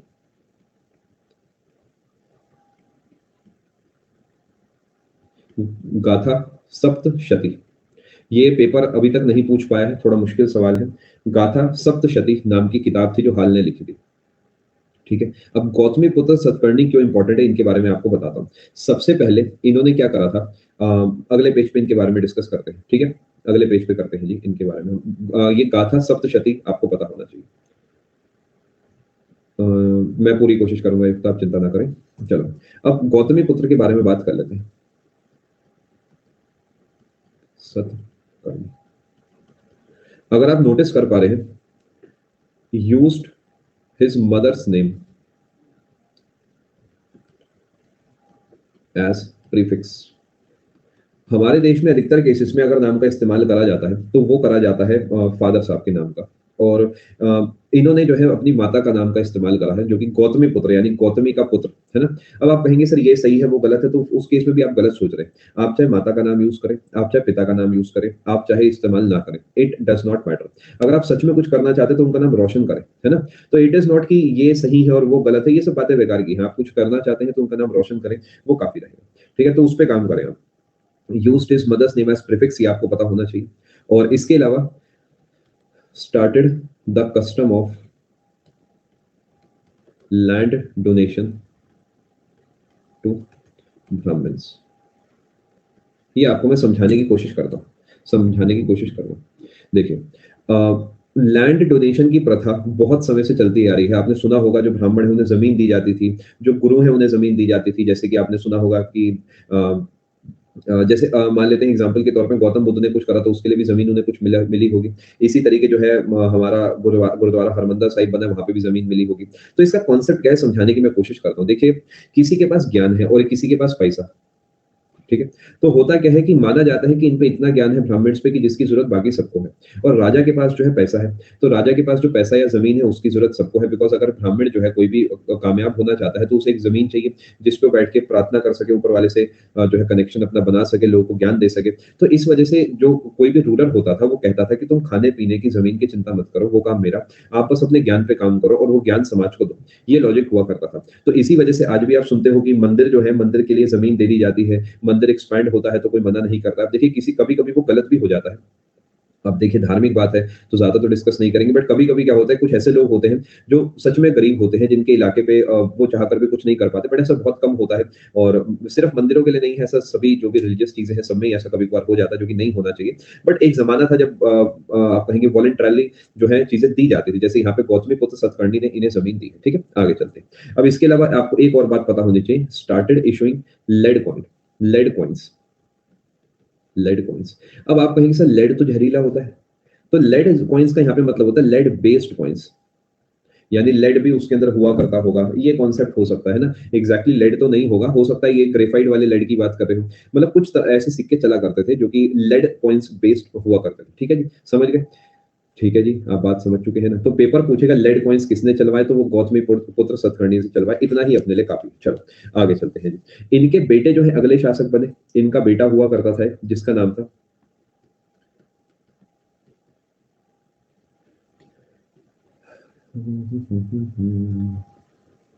वशिष्ठ, वशिष्ठी पुत्र पुलमावी। इन्होंने भी वही काम करा, अपनी मदर का नाम एक तरीके से इस्तेमाल कर लिया। ठीक है, अब इनसे जुड़ा कुछ मेरे हिसाब से खास इंपॉर्टेंट नहीं है। इन्होंने साउथ इंडिया वगैरह पे अटैक करा था, अटैक्ड साउथ इंडिया, इसलिए इन्हें कहा जाता है फर्स्ट आंध्रा सम्राट ऑफ इंडिया। यही सवाल यहाँ से बनता है और कुछ भी नहीं बनता। किसी किसी इलाके में आप देखेंगे तो मैं स्टोरी को पूरे तरीके खा चुका हूँ क्योंकि जरूरत नहीं है। किसी किसी इलाके में मैं स्टोरी बहुत ज्यादा सुनाता हूँ क्योंकि जरूरत है। तो it is about the requirement of the paper. शौक के लिए मैं कोई कहानी नहीं सुनाता, आप कोई कहानी नहीं सुनते। पेपर की जो डिमांड है उस हिसाब से आपको पढ़ाया जा रहा है। मैंने आपको ये बताया गौतमी पुत्र का बेटा जो है बना है वशिष्ठी पुत्र, और इनके बारे में एक ही बात इंपॉर्टेंट है कि पहले आंध्रा सम्राट कौन है, वो ये नहीं, और भी काफी रहे होंगे गौरव। ये फेमस रूलर्स हैं जिन्होंने ऐसा काम करा है। आगे चलते हैं जी। अगले नंबर पे आते हैं लास्ट रूलर, ये है पुलमावी तृतीय। अब ऑब्वियस सी बात है ना, समझ गए क्या कहानी है। अब पुलमावी थ्री जो है लास्ट है, तो ये वीक होंगे, इनकेपेबल होंगे, और यहाँ पर क्या होगा, धीरे धीरे जो है शिफ्ट हो जाएगी पावर, और ये वंश पूरे तरीके खत्म हो जाएगा। यहाँ पर ये डायनेस्टी एंड हो गई, और यहाँ पे न्यू डायनेस्टी बनी जो पेपर के लिए थोड़ी सी इंपॉर्टेंट है हमारे लिए। न्यू डायनेस्टी का नाम था गुप्ता डायनेस्टी। ये माना जाता है कि पुलमावी के ही जो मंत्री वगैरह थे उनमें से ही कुछ लोगों ने मिलकर बनाई थी। बता देता हूँ, ये कैपिटल है रितिका, जो कि शिफ्ट हुई है। जैसे कि मैं रूलर नया बना तो मैंने अपनी कैपिटल को शिफ्ट कर दिया महाराष्ट्र में। ठीक है, बस इतनी सी कहानी है। चलो आगे चलते हैं। न्यू डायनेस्टी जो है वो गुप्त डायनेस्टी है, इसे हम अगले पेज पर आराम से पढ़ेंगे। ठीक है, अब ये ध्यान रखना कि गुप्त डायनेस्टी के फाउंडर कौन है, कहीं पे क्लियरली नहीं लिखा हुआ कि यही फाउंडर है, बट माना जाता है एक इंसान हुआ करते थे जिनका नाम श्री गुप्त था। ब्रेक में आपको देता हूँ, उसके बाद हम बाकी बातें करेंगे।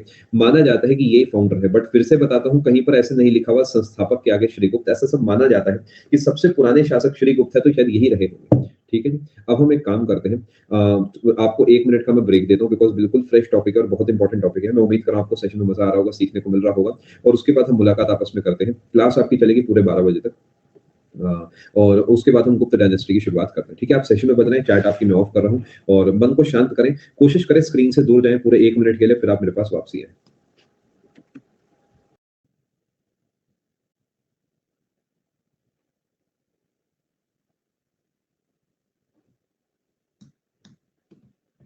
एक बार कंफर्म करेंगे। चलो चलते हैं दोस्तों आगे। आपका डाउट सेक्शन अब बंद हो चुका है, बाकी डाउट्स आप मुझसे अगली क्लासेस में पूछ सकते हैं। आज आपकी 2 क्लासेस और हैं बायोलॉजी की, जो कि 1 से 3, सवा 3 और 4 से 6 चलेंगी। उसके बाद शाम को 6:30 आपकी क्लास है, जो कि पौने 8 बजे के आसपास तक चलेगी। ठीक है, कल आपकी छुट्टी रहेगी, संडे है कल, तो आप अपना एंजॉय करें। और आज जो केसेस आए हैं, अभी मैंने ब्रेक में वही चीज चेक करी, 1,41,000 केसेस आए हैं इस बार, जो पिछले 24 घंटे के ये कोविड केसेस हैं। ये आपको बताना इसलिए जरूरी है जिससे कि आप समझें कि शायद ही कोई मोहल्ला होगा पूरे देश का जो बचेगा। मैं आपको क्लियरली बता रहा हूँ, this will be worse than the second wave. आप मतलब कहना नहीं चाहिए, बट पढ़ा लिखा इंसान जो है वो इमोशंस में बातें नहीं करता, तो मैं ये नहीं मानता कि मैंने कह दिया तो ऐसा हो जाएगा। सब बातें बेकार की हैं। ये मतलब वर्स्ट केस सिनेरियो, मतलब वर्स होगा बहुत ज्यादा सेकंड वेव से। ठीक है, और ये जो सोच है हमारी कि कोविड 19 का जो ओमिक्रॉन है या ओमाइक्रॉन है, ये माइल्ड है, ये बेवकूफी वाली सोच है। ऐसा कुछ भी नहीं है। अगर ये माइल्ड होता तो फिर ये सब क्यों ही हो रहा होता। सेकेंडली, अगर ओमाइक्रॉन के केसेस 3,000 हो चुके हैं अभी, तो ये जो 1,41,000 केसेस हैं, ये इसका मतलब नॉर्मल वेरिएंट के ही है, तो चलो ये माइल्ड है भी, तो बाकी क्या है फिर। आई होप यू अंडरस्टैंड कि सिचुएशन बहुत बुरी है। तो बाहर से खाना वाना बंद कर दीजिए, सैनिटाइजेशन फिर से स्टार्ट कर दीजिए, मास्क वगैरह आप डबल मास्क पहना करें। और अगर आप वैक्सीन लगवाने जाते हैं, आपके घर में कोई 15 से 18 साल का बच्चा है जो वैक्सीन लगवाता है, तो एक फेस शील्ड आती है, अगर आप चाहें तो उसका इस्तेमाल भी कर सकते हैं। देखिए, शर्म मत करिए, बिकॉज वहां पे लिटरली नहीं पता लगेगा कि आप ही आप है ना, तो इट डज नॉट मैटर। आप मतलब आप सोचे कि कोई मुझे देखेगा तो आप किसी को पता ही नहीं आप कौन है, तो इट डज नॉट मैटर, है ना। आप समझ रहे हैं ना, तो मतलब सेफ्टी सबसे पहले। चलो खैर आगे चलते हैं दोस्तों। मैं आपको गुप्ता डायनेस्टी के बारे में पढ़ा रहा था। देखिए, मुझे बहुत डर लगता है इन सब चीजों से। डर इसलिए लगता है क्योंकि जब बच्चे लिखते हैं ना कि मेरे फादर की डेथ हो गई थी, मेरी मदर की डेथ हो गई थी, मेरी नानी की डेथ हो चुकी है इस कोविड में, क्योंकि मैं देखिए हजारों कहानियां सुन चुका हूँ। आप लोगों ने हो सकता है जिंदगी में 20, 25, 30, 40 सुनी हो, मैं एक पिछले 1.5-2 साल में आप लोगों के साथ यहाँ पर हज़ारों कहानियाँ सुन चुका, सैकड़ों नुकसान सुन चुका लोगों के, तो भैया मुझे तो आप लोगों की फ़िक्र होती है जैसे मुझे अपने घरवालों की होती है। तो बस ध्यान रखें आप प्लीज़। चलिए, गुप्ता डायनेस्टी की बात हम लोग करते हैं। देखिए, बहुत सारे अलग-अलग चीज़ें हैं जो हम आगे चल के वैसे पढ़ेंगे, कुछ पिलर्स वगैरह भी हैं, वो सब आने वाले सेशन में पढ़ाऊँगा। अभी के लिए बस आपको ये बताना चाहता हूँ कि किसी एक जगह पे ऐसे सटीक नहीं लिखा हुआ, बट माना जाता है कि जो गुप्ता डायनेस्टी है, इसके फाउंडर का नाम जो है वो श्रीगुप्त है। एसएससी भी इसी को मानता है और एसएससी ये सवाल कम से कम 10 बार पूछ चुका है, श्रीगुप्त वाला सवाल, ठीक है जी? जो फाउंडर का नाम है वो है श्रीगुप्त, ध्यान रखें आप। और इसके कुछ खास इनके बारे में इन्फॉर्मेशन नहीं है, मतलब ये क्लियर बात है क्योंकि बहुत पुरानी बातें हैं, तो ऐसा कोई सटीक इन्फॉर्मेशन इनके बारे में नहीं है, ठीक है? हाँ, ये ज़रूर है कि इन्हें महाराजा कहा जाता था, तो इन्हें महाराजा श्रीगुप्त के नाम से भी जाना जाता था। इससे ज़्यादा कुछ इनके बारे में किसी को नहीं पता। उसके बाद इनके बाद जो है इनके बेटे उस गद्दी पर बैठते हैं, यानी श्रीगुप्त जो है, इनके बेटे जो हैं, इनके जो सन हैं, वो गद्दी पर बैठते हैं, जिनका नाम है घटोत्कच।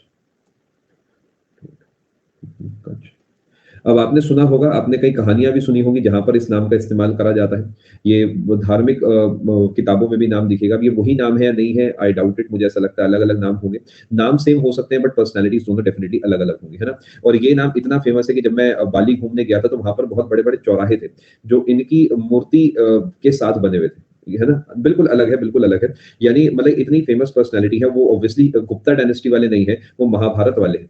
है ना? इंडोनेशिया वाला बाली, तो वहाँ पर बहुत बढ़िया-बढ़िया चौराहे बने हुए हैं, तो आप कभी जाएँगे तो आप देखेंगे कि वहाँ पे गणेश जी की बहुत बड़ी-बड़ी प्रतिमाएँ, कृष्ण जी की, जो रथ चलाते हुए एक है ना, आपको शायद पता होगा, वो सारथी वाली जो एक पूरी उनकी प्रतिमा है, वो बहुत बड़े-बड़े चौराहे बने हुए हैं वहाँ पे। तो कभी आप जाएँ तो आप समझेंगे, आपको काफ़ी अच्छा महसूस होगा कि मतलब भारत का जो एक तरीके से भारत का जो कॉन्सेप्ट है, कहाँ-कहाँ तक फैला हुआ है। तो घटोत्कच जो है अगले रूलर बनते हैं। ये बाली इंडोनेशिया में पड़ता है आपका इंडोनेशिया समझ गए ना, मलेशिया के बाद वाला। तो घटोत्कच जो है ये ध्यान रखेंगे, इन्हें भी महाराजा कहा जाता था। महाराजा अभी 4-5 दिन पहले मैं सोच रहा था कि मैं फैमिली के साथ कहीं घूमने का प्लान बना लूँ, बट जैसे ही मैंने वो प्लान का सोचा तब से केसेस बढ़ गए और अब तो मुझे लग रहा है कि इस बार भी कुछ, मतलब 3 साल से मैं सोच रहा हूँ कि अपनी फैमिली को कहीं घुमाने लेके जाऊँगा, बट ऑब्वियसली कैंसल ही है, मतलब तो मतलब सोचने की ही बात नहीं है, इट इज़ कैंसल्ड, मतलब ठीक है। घटोत्कच जो है ये भी महाराजा के नाम से जाने जाते थे, आपको ये पता होना चाहिए। और ये भी आप ध्यान रखेंगे कि ये दोनों रूलर्स भले ही हैं, लेकिन ये आप ध्यान रखेंगे एक इनके बाद रूलर आता है काफ़ी समय के बाद, उसका नाम है चंद्रगुप्त। थोड़ा समझने की कोशिश करते हैं। चंद्रगुप्त प्रथम, यहाँ से मेन कहानी शुरू होती है। माना जाता है कि एक्चुअल फाउंडर जो है वो ये है। अच्छा, बहुत बढ़िया है। एक्चुअल फाउंडर जो है वो ये है। नहीं, जब तक कोविड ठीक नहीं होता मैं कहीं नहीं जाने वाला। मतलब मजबूरी में किसी वर्क एसोसिएटेड चीज़ से जाना पड़े या फैमिली इमरजेंसी के चक्कर में जाना पड़े, मैं तो ही जाऊँगा, अदरवाइज़ सब चीज़ें कैंसल्ड है। मेरे दोस्त की शादी आपको शायद मैंने बताया भी था जनवरी में है, मतलब वो वैसे भी कैंसल्ड थी, लेकिन I have a reason now. मैं उसे कह दिया, मैं कहा यार मैं तो टिकट करा ही ली थी। मैं कहा मैंने कल ही कैंसल करी है, जबकि मैंने कुछ कराया नहीं था। ऐसे ही कहना पड़ता है, देखिए दोस्त है, बुरा नहीं लगना चाहिए उसे। तो चंद्रगुप्त वन जो है he is considered as the actual founder of Gupta dynasty. अगले पेज पे चलते हैं जी, इनसे बातचीत हम थोड़ी-सी बढ़िया से शुरू कर सकते हैं। दोस्त क्लास में क्यों होगा यार? दोस्त की शादी है। चलो आगे चलते हैं, अगले पेज पे।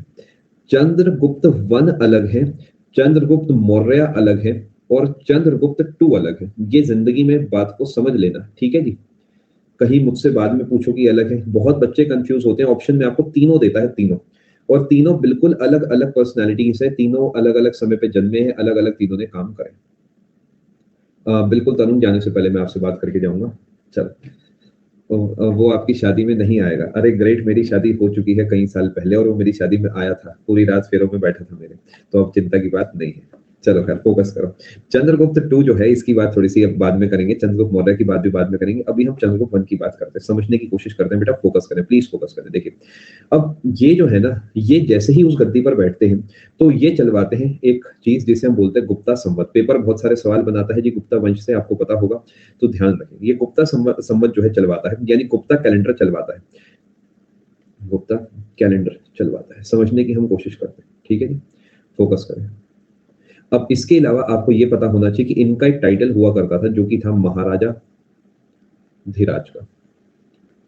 ये बातें आपको पता होनी चाहिए, ठीक है जी? मैं उम्मीद कर रहा हूँ आप समझ पा रहे हैं। ठीक है, यहाँ तक आप बात को समझ पाए हैं? आगे चलते हैं। अब इनकी जो शादी हुई थी, ही मैरिड टू, पेपर का सवाल है सीजर 18 का, कुमार देवी। और कुमार देवी जो है, एक किंगडम हुआ करता था लिच्छवीस, तो ये लिच्छवी प्रिंसेस थी। ईयर बेटा इंपॉर्टेंट नहीं है, फिर भी आप पूछ रहे हैं तो मेरा फर्ज है बताना। इनका जो ईयर है, इन्होंने 319 से 335 एडी तक राज करा था, बट पेपर इतना नहीं पूछता, फिर भी आप चाहें तो आप नोट कर सकते हैं। बेटा रिवीजन मैं बेटा नोट्स ऐसे गौरव आपके लिए बना रहा हूँ जिससे आप बहुत अच्छे से रिवाइज कर सकें। मैं फिर भी आपके लिए चलो एक दो बातें और लिख देता हूँ। वैसे तो मैं हमेशा कोशिश करता हूँ कि आपके लिए नोट्स ऐसे ही बने, रिवीजन में काफी मदद रहे। देखो मैंने लिख दिया, चलो स्टार्टेड गुप्ता संवत, जिसे गुप्ता कैलेंडर भी कहा जाता है। इन्हें टाइटल मिला था महाराजा धिराज का, और इनकी शादी हुई थी कुमार देवी से। अब तो ठीक है, देखते हैं मदीना पूरा तो नहीं होगा बट काफी हद तक हो जाएगा। अभी मंदिर खोल देता हूँ, ठीक है अभी रुकिए। क्या यहाँ तक आप बात समझ पाए? कंफर्म करें। अगर आपसे कोई पूछता है who started Gupta era, started Gupta era, era क्या होता है जी, समझ गए भैया? जिसने कैलेंडर शुरू करा, बस उसने एरा शुरू करा। नहीं, श्रीगुप्त नहीं होगा आंसर, सोच के देखो। एरा का मतलब होता है जिसने कैलेंडर शुरू करा, यानी जिसने एक नए सिरे से एक नई शुरुआत कर दी। इसलिए तो इन्हें एक्चुअल फाउंडर कहा जाता है, बिकॉज इन्होंने कैलेंडर शुरू कर दिया। तो ये बढ़िया सवाल बनते हैं। क्या यहाँ तक आप बात समझ पाए दोस्तों? श्रीगुप्त से हमने 1 2 3 4 बातें समझी। आगे चलते हैं। उपगुप्त बेटा मैं आपको बता चुका हूँ कौन थे उपगुप्त। आगे चलते हैं, चलो यहाँ तक आप समझ गए। अब अगले नंबर पे रूलर बनेंगे। नेक्स्ट पेज पे चलते हैं। समुद्रगुप्त, डायरेक्ट सवाल पूछे जाते हैं पेपर में। समुद्रगुप्त समझने की हम कोशिश करते हैं, ठीक है जी। ये जो है सन थे, सन ऑफ चंद्रगुप्त वन, ठीक है। समुद्रगुप्त अगले नंबर पे बैठेंगे, और ये 335 से लेकर, क्योंकि आप पूछ रहे हैं तो मैं बताते ही चलता हूँ, मुझे कोई दिक्कत नहीं, 335 से 375 तक राज करेंगे। और इन्हें कहा जाता है, सबसे इंपॉर्टेंट सवाल जो यहाँ से बनता है, इन्हें कहा जाता है नेपोलियन ऑफ इंडिया। एसएससी का फेवरेट सवाल है। मैं जानता हूं ये तरीका गलत है, कायदे से नेपोलियन को कहा जाना चाहिए समुद्रगुप्त, बट ऐसे ही चलता है देखिए जीवन, क्योंकि हम पे राज करा गया है तो ऐसे ही सवाल बनते हैं। नेपोलियन ऑफ इंडिया इन्हें कहा जाता है। और ये किसने कहा था? ये कहा था by called Napoleon of India by Vincent Arthur Smith. आपको वी ए स्मिथ देखने को मिलता है, ठीक है। समझ पा रहे हैं आप बात को? ये वी ए स्मिथ वाला सवाल बहुत ज्यादा इंपॉर्टेंट है। चलिए बहुत बढ़िया, यहाँ पे सीखते चले, ठीक है। आप बात को समझ पा रहे हैं? अब माना जाता है इन्होंने अपने जीवन में 12 रूलर्स को हराया था, 12 रूलर्स को हराया था। नेपोलियन कौन से देश का जी, कोई बता सकता है? नेपोलियन कौन से देश का? लिख देता हूं, अच्छा रहेगा आपके लिए। फ्रांस का है? जर्मनी, ऑस्ट्रिया, बेटा फ्रांस का ही है। मेरी बातों से आंसर मत निकाला करो। शाबाश, चलो आगे, ठीक है। मेरी बातों से आंसर मत निकाला करो, नहीं निकाल पाओगे। जी हाँ, नेपोलियन बोनापार्ट, बिल्कुल नेपोलियन ऑफ इंडिया कहा जाता है। इस बात को आप ध्यान रखेंगे। अब समझने की कोशिश करते हैं। इन्होंने जो है साउथ इंडिया के 12 रूलर्स को हराया था, और नॉर्थ इंडिया के 9 रूलर्स को हराया था। Of north India, of south India defeated by him. समझ पा रहे हैं? पूरे तरीके फोकस करें, फोकस करें, फोकस करें। नेपोलियन ऑफ फ्रांस नहीं, नेपोलियन ऑफ फ्रांस, जैसे नेपोलियन जो है हैप्पी हुआ करता था फ्रांस में, उसने बहुत बढ़िया से वहां पे राज करा था, ऐसे ही भारत में समुद्रगुप्त ने बहुत बढ़िया से राज करा था। काम करने का तरीका दोनों एक जैसे था, ठीक है जी। 9 rulers of north, 12 rulers of south को इन्होंने हराया था। इन्होंने हराया था, ध्यान रखेंगे। तो हम कहते हैं इन्हें, हिम का मतलब यहाँ पे समुद्रगुप्त है, इसी वजह से समुद्रगुप्त को हम एक टाइटल देते हैं, वो है चक्रवर्ती सम्राट, यानी जिन्होंने चारों तरफ एक तरीके से अटैक करा, ठीक है। एक और टाइटल इन्हें मिलता है, वो है विक्रम अंक। विक्रम अंक भी इन्हें कहा जाता है, ठीक है जी। बात को आप समझ पा रहे हैं? और एक और इंपॉर्टेंट पॉइंट है आपके लिए, अगले पेज पे चलता हूं, वो ये है कि इन्होंने ऑर्गेनाइज करा था समुद्रगुप्त ऑर्गेनाइज्ड अश्वमेध या मेध यज्ञ, ठीक है जी। क्या बात को आप समझ पा रहे हैं?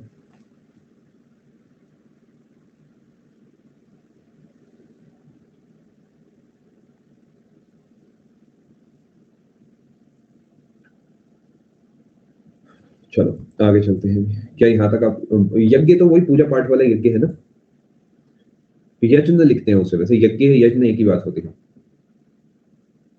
ठीक है। अच्छा, एक पॉइंट वर्थ मेंशनिंग है, मैं आपके लिए यहीं पे लिख देता हूं बीच में ही। अगर आपके पास जगह है गुप्ता डायनेस्टी वाली प्लेस पे, तो यहाँ पर आप 2 लाइनें ऐड कर लेना। आप बाद में नोट्स बनाते हैं या बाद में पीडीएफ से पढ़ते हैं, तो मैं आपके लिए बीच में ऐड कर देता हूँ। वो ये है कि गुप्ता एम्पायर को हम कहते हैं golden age of Indian history, Gupta empire. और कोई आपसे कहता है second golden age of Indian history? ये इंपॉर्टेंट सवाल है। ये है मुगल एम्पायर। क्योंकि माना जाता है कि जितना ज्यादा डेवलपमेंट भारत का गुप्तास के समय हुआ वैसा कभी नहीं हुआ, और ऐसा ही डेवलपमेंट इसके अगली बार मुगलों के समय हुआ था, आर्किटेक्चर में, पेंटिंग में, लिटरेचर में, पोएट्री में, इसमें उसमें। तो इसलिए सेकंड गोल्डन एज कहा जाता है मुगल्स को, पहला कहा जाता है आपका किसे, गुप्तास को। एंशिएंट भी कह सकते हैं, ओवरऑल कह सकते हैं ग्रेट। जैसा पेपर पूछता है वैसा लिखा आपके लिए, पेपर यही स्टेटमेंट आपको देता है। ठीक है, समझ पा रहे हैं? मुगल एम्पायर में भी मैंने आपको इसके सेकंड ही बताया होगा, मुगलों का याद करो, है ना, मतलब सेकंड सेकंड वाला मुगल है, ध्यान रखना। आगे चलते हैं जी। मैं उम्मीद कर रहा हूँ यहाँ तक आप बात पूरे तरीके से समझ चुके हैं। माना जाता है कि खुल्लम खुल्ला कंपटीशन रखते थे कि जिसने भी मेरे घोड़े को पकड़ लिया उससे मैं युद्ध करने को तैयार हूँ। तो वो मतलब इनके घोड़े को ही कोई नहीं पकड़ पाता था, तो इनसे तो कोई क्या युद्ध करेगा। तो ऐसी ऐसी कहानियां बनी हुई है, पता नहीं क्या सही है क्या गलत है, बट ऐसी कहानियां जो है काफी ज्यादा मानी जाती है। ठीक है जी, क्या बात को आप समझ पा रहे हैं? अब ये जो समुद्रगुप्त है ना, ये दिल के बड़े अच्छे इंसान थे, और ये जो है पोएट भी थे। Was a poet. कैसे हो सकता है कोई पोएट? बड़ा हैरान हुआ। एक पोएट भी थे, ध्यान रखेंगे। और साथ में ये जो है एक वीणा प्लेयर भी थे। वीणा समझते हैं? एक इंस्ट्रूमेंट होता है, म्यूजिकल इंस्ट्रूमेंट होता है। तो वीणा प्लेयर वाली बात मैं आपको क्यों बता रहा हूँ, because Samudragupta issued Veena playing style coins, जिसपे मतलब एक ऐसा सिक्का जिसपे वीणा बजाते हुए एक इमेज है। ठीक है जी, हाँ बिल्कुल सही, सरस्वती जी से एसोसिएटेड है, ये आप ध्यान रखिए। ठीक है जी, क्या बात। अब ये जो इंफॉर्मेशन मिलती है पूरी की पूरी, ये कहाँ से मिलती है? ये लिखा हुआ है इंस्क्राइब्ड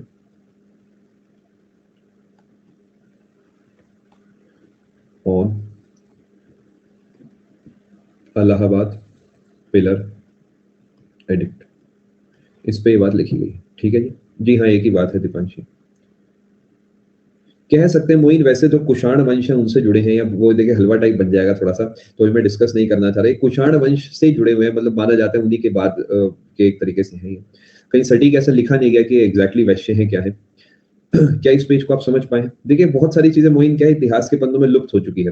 तो मैं जो भी चीजें सटीक नहीं है वो कभी डिस्कस नहीं करता। मेरा मानना है किसी को नहीं करनी चाहिए, क्योंकि उससे बच्चे का नुकसान हो सकता है। तो जो चीजें कहीं लिखी ही नहीं गई उसके बारे में हम क्लेम नहीं करें तो ही बेटर है। तो इस वजह से हर जगह में हर चीज नहीं बताता। चलो आगे चलते हैं। समुद्रगुप्त ऑर्गेनाइज्ड अश्वमेघ यज्ञ और इशूड वीणा प्लेइंग टाइप कॉइन्स हो गया, और पोएट हो गए, और इलाहाबाद वाली बात हो गई। आगे चलते हैं जी हाँ, अलग अलग है मैं कि आपको आने वाले सेशन में पढ़ाऊंगा। ठीक है, आगे चलते हैं।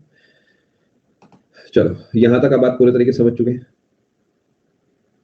अच्छा, एक और इंसान ऐसा था जिस जो वीणा बजाता था, पता है वो कौन था? एक और इंसान, औरंगजेब भी वीणा बजाता था। मैं इस बात पे विश्वास कम करता हूँ, बट कहा जाता है ऐसा, मुझे डाउट होता है, आपको पता है, जबकि कभी काफी किताबें बात कहती हैं, बट मैं उनकी पर्सनैलिटी से रिलेट नहीं कर पाता इसे। लेकिन खैर क्या कर सकते हैं, अपने को क्या। ये भी वीणा बजाया करते थे। ठीक है, औरंगजेब भी बजाते थे वीणा। चलो आगे चलते हैं। अब थोड़ा और बात को समझते हैं। ये जो है ये भी बुद्धिज्म को काफी सम्मान दिया करते थे, ये आपको थोड़ा सा पता होना चाहिए। और जो समुद्रगुप्त है,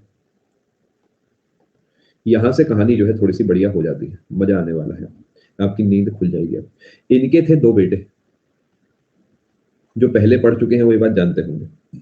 इनके बड़े बेटे का नाम था रामगुप्त, पेपर के लिए बहुत इंपॉर्टेंट है, और दूसरे का नाम था चंद्रगुप्त टू। समझते हैं, ये है एल्डर सन, ये है यंगर सन।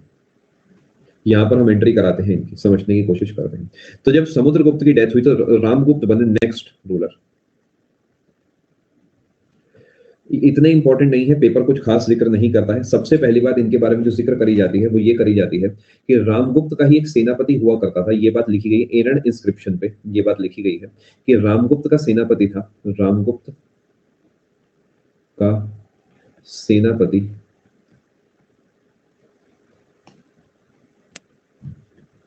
था गोपराज। अब गोपराज जो है, इनकी डेथ के बाद इनकी पत्नी बनी पहली सती, यानी फर्स्ट सती कोई पूछता है तो वो है वाइफ ऑफ गोपराज। और गोपराज कौन है जी? गोपराज जो है आप कह सकते हैं कमांडर ऑफ रामगुप्त। क्या बात आप समझ पा रहे हैं? मैंने ऐसे लिखा जिससे आप रिवीजन करें तो आपको कोई दिक्कत ना हो। पूरी कहानी लिख दी है मैंने आपके लिए। या मैंने आपको कहीं ना कहीं जरूर लिखवा होगा, मतलब मेरी आदत है कि मैं कहीं ना कहीं पिछले पॉइंट्स छोड़ते चलता हूँ जिससे फाइनल टॉपिक जब आए तो आपको हैरानी परेशानी ना हो। आज मैंने कई जगह आपको ये बात पहले ही बताई होगी। ठीक है, आगे चलते हैं जी। बिल्कुल सही मोइन, बिल्कुल सही। प्रशांत आपका कमेंट मुझे नहीं दिखा है। ये चक्रवर्ती सम्राट है प्रशांत। सम्राट भी कई तरीके के हैं बेटा, एक बार सारे सम्राटों को एक बार पढ़ना क्लास के बाद समझ जाओगे। ठीक है, सती का मतलब होता है, आपको अगले पेज पे बताता हूँ। देखिए सती माता बोला जाता है, मुझे ऐसा लगता है कि ये गलत है। आप कुछ भी गलत करके उसके आगे माता लगा के उसे सही प्रूफ नहीं कर सकते। साइको अलग से बताया जाएगा, वेदू जाने से पहले बात करेंगे। देखिए कहानी कुछ ऐसी है कि एक आदमी है जिसकी मृत्यु हो चुकी है और जो उनकी वाइफ है वो ऑब्वियसली उस समय बड़ी दुखी होंगी। तो जब उनकी चिता जलाई जा रही थी तो उसी में वो कूद के अपनी भी जान दे देती है। अब ये सती प्रथा इसे बोला जाता है। यानी अगर एक किसी की आदमी की मृत्यु हो जाती है तो उस नहीं, ये कहीं नहीं लिखा गया है अभी। अगर किसी की मृत्यु हो जाती है तो उसकी औरत जो है अपनी जान दे देती है। अब पहले केस में तो वॉलंटरी हुआ होगा ये काम, क्योंकि मर्जी से करा होगा। लेकिन एक समय आया होगा जब लोगों को एक ऑप्शन के तरीके दिख गया होगा। क्योंकि ऑब्वियसली अगर इससे क्या है कि चीजें सिंपल हो गई, बिकॉज आपको कोई रक्षा, कोई सुरक्षा, कोई सेफ्टी, कोई किसी चीज की टेंशन नहीं है। पुराना जमाना इमेजिन करेंगे तो समझ पाएंगे ज्यादा अच्छे से। तो धीरे धीरे सती प्रथा का पूरा कस्टम ही बन गया कि जिस भी आदमी की मृत्यु होगी उसकी औरत को इस तरीके जो है चिता पे जो है जला दिया जाएगा। सती माता का कॉन्सेप्ट एक तरीके से डेवलप हो गया। और सोच के देखिए पूरे पूरे 1500 साल चलता है लमसम। और ये 375 की बात है जब रामगुप्त जो है उस गद्दी पर बैठे थे। और 375 एडी से शुरू होता है और सोच के देखिए 19वीं सदी तक ही जाता है। तो मतलब कभी कभार क्या होता है कि छोटी छोटी चीजें बहुत ज्यादा नुकसान देती है। सोचो कितनी लाखों करोड़ों महिलाएं जो है जिन्हें इस तरीके जो है बिना बात ही मार दिया गया होगा, जला दिया गया होगा। सोच के देखिए, है ना। ये माना जाता है कि इन्होंने वॉलंटरी करा था, इन्होंने अपनी मर्जी से उस आग में कूद के जान दी थी। धीरे धीरे कुछ लोगों ने और दी, फिर देखा कि एक ये प्रथा का ही एक तरीके से इसने रूप ले लिया। चलो आगे चलते हैं। ये फिक्स नहीं है साहिल, ये कहीं नहीं लिखा हुआ। चलो दूसरे नंबर पे रामगुप्त से जुड़ी आपको एक और बात पता होनी चाहिए। रामगुप्त से जुड़ी, रामगुप्त के समय जो है एक चीज लिखवाई गई थी जिसे बोला जाता है देवी चंद्रगुप्त। या रामगुप्त को भी ऊपर से हटाते हैं, ये ऐसे समझते हैं। देवी चंद्रगुप्तम जो है ये एक नॉवल है रिटन बाय, समझ नहीं आ रहा। मैं अभी आपको बेटा थोड़ी देर में बताता हूँ। अभी आप मुझे थोड़ा समय दें, मैं आपसे बात करता हूँ करीब 11:45 के आसपास। देवी चंद्रगुप्तम जो है ये रिटन बाय है विशाख दंत। विशाख दंत के द्वारा ये लिखी गई है, ध्यान रखेंगे। और इस नॉवल के अंदर लिखा गया है, इस नॉवल के अंदर लिखा गया है कि जो रामगुप्त है इनकी जो वाइफ है उनका जो आप कहेंगे रामगुप्त और इनकी वाइफ का एक तरीके से आप कहेंगे कनेक्शन दिखाया गया है चंद्रगुप्त द्वितीय के साथ। ये कनेक्शन कैसे दिखाया गया मैं आपको आगे चल के बताऊंगा। इनका आपस में जो है कनेक्शन दिखाया गया। ठीक है, समझ पा रहे हैं आप बात को? मैंने आपको बताया है कि एक नॉवल है, रामगुप्त से जुड़े दो ही सवाल बनते हैं। पहला बनता है सती वाला, दूसरा सवाल बनता है कि जो देवी चंद्रगुप्तम वाला, जो कि विशाख दंत के द्वारा लिखी गई है। और इसमें बताया गया कि रामगुप्त और इनकी वाइफ का क्या कनेक्शन है चंद्रगुप्त टू से। चले बहुत बढ़िया, आप सीखते चले।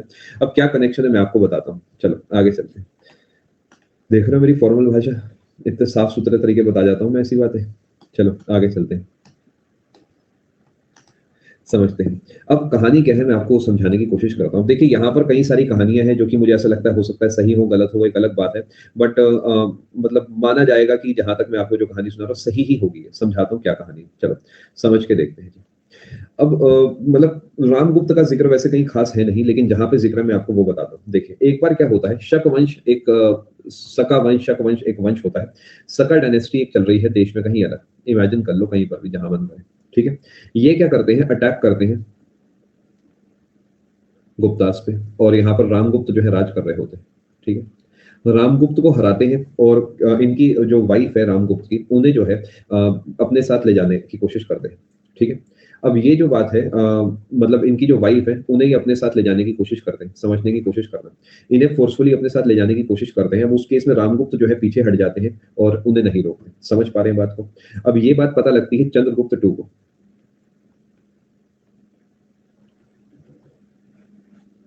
अब चंद्रगुप्त टू को पता लगता है कि भाभी जो है उन पे खतरा आ चुका है, तो अब जो भाभी है उनकी रक्षा करने की यहाँ पर जो है कोशिश करी जाएगी।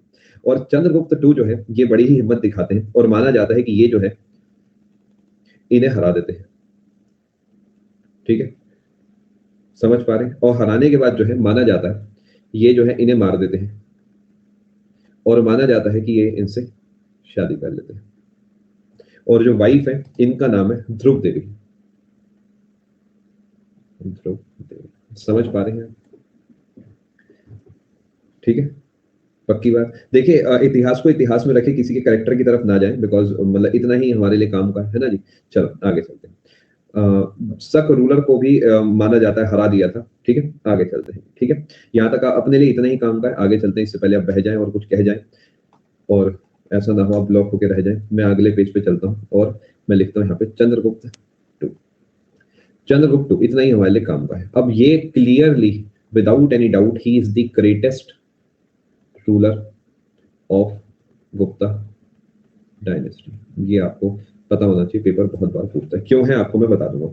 इनकी जो शुरुआत है वो आप जानते हैं एकदम धमाकेदार हुई है। इन्होंने गद्दी पर बैठने का जो तरीका, वो इनका एंट्री जो है काफी बढ़िया रही है। समझने की कोशिश करते हैं। इनके पास भी हुआ करते थे नवरत्न, 9 जेम्स इनके पास भी हुआ करते थे, शायद आपको याद होगा। ये 9 जेम्स में से एक थे कालिदास।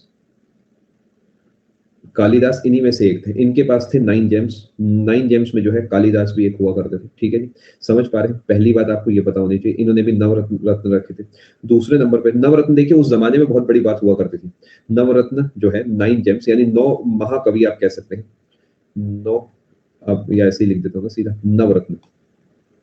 नवरत्न मतलब 9 ऐसे लोग जो कि बहुत ही महानो इनके दरबार में रहा करते थे। आजकल तो मेरे दराज में ही नवरत्न पड़ी है, वो एक अलग बात है। देखिए ये नवरत्न अलग है, वो तो नमकीन है हल्दीराम की, ये अलग नवरत्न है ना। तो इसके ये बहुत बड़ी बात हुआ करती है, तो पेपर यहाँ से सवाल पूछता है। चलो, अब इनके टाइम पे आया था चाइनीज ट्रैवलर फाहियान आया। ठीक है जी, फाहियान आया और यहाँ पर रुका, माना जाता है 10-15 साल के लिए। वही अपने इधर उधर धक्के खाए होंगे और अच्छी अच्छी बातें लिखी होंगी। अपने लिए काम की बात यह है, फाहियान किसके समय आया? फाहियान आया चंद्रगुप्त टू के टाइम। बात खत्म, आगे चलते हैं जी। और देखिए चाइनीज ट्रैवलर आया और इन्होंने हिंदुइज्म को बहुत ज्यादा डेवलपमेंट करा। हिंदुइज्म को आगे बढ़ाया। समझ पा रहे हैं? आगे बढ़ाया का मतलब यानी उसे पुश करा, प्रमोट करा, प्रमोशन करा, डेवलप करा, जैसा भी आप समझना चाहें। ठीक है जी, यानी हिंदुइज्म को इन्होंने आगे बढ़ाया काफी ज्यादा, ये बात आप समझेंगे। और ये जो कॉन्सेप्ट है कि हम नेचुरल रिसोर्सेज को भगवान का रूप मानते हैं, नेचुरल रिसोर्सेज को भगवान का रूप मानते हैं ना, जैसे कि हम कहते हैं कि फॉर एग्जांपल गंगा माता, यमुना माता, इंद्रदेव। माना जाता है कि ये कॉन्सेप्ट वैदिक सिविलाइजेशन में थोड़ा बहुत हुआ करता था, बट इनके जमाने से जो है काफी ज्यादा उठ गया था। काफी ज्यादा जो है लोगों ने मतलब इस तरीके चीजों को जो है अपनाना शुरू कर दिया था। ये जितनी बातें मैं कर रहा हूँ सब चंद्रगुप्त से एसोसिएटेड बातें कर रहा हूँ। फाहियान की एक ही बात है बस कि चाइना से आया, वो CG2 के टाइम। इसके अलावा फाहियान की हम कोई बात यहाँ पे नहीं कर रहे। ठीक है जी, समझ पा रहे हैं? ये देखिए ये इंपॉर्टेंट नहीं है ना, मतलब ये इतना इंपॉर्टेंट नहीं है। अपना टाइम कब आएगा एंशिएंट में? अपना तो चल रहा है, ये तो अपना ही है। ठीक है, आगे चलते हैं। मैं उम्मीद कर रहा हूँ ये बात सब समझ पा रहे हैं। अब हुएन सांग सोच रहे सपना कैसे? बताओ हुएन सांग तुम कब आए थे? चलो देखो तुम्हें याद है नहीं याद है। जोक तुमने वैसे बढ़िया मारा है, तो तुमसे ये सवाल तो बनता है। आज सिर्फ पहली बार लग रहा है सही नाम मैंने रखा है, हर्षवर्धन के टाइम। चलो तुम जहां तक है बेटा, या तो तुम्हारी एंट्री आ जाए थोड़ी देर के बाद। नहीं एंट्री आज नहीं है बेटा, मंडे को आना तुम जरा। ठीक है, और सीरियस नोट, जो हुएन सांग वाला पोर्शन है हम मंडे को जहां तक है कवर करेंगे। ठीक है, चलो आगे चलते हैं। लंच के बाद आना आप तुम जरा। चलो, चंद्रगुप्त टू के बारे में हमने 3 बातें यहाँ पे समझी है। अगले पेज पे चलते हैं।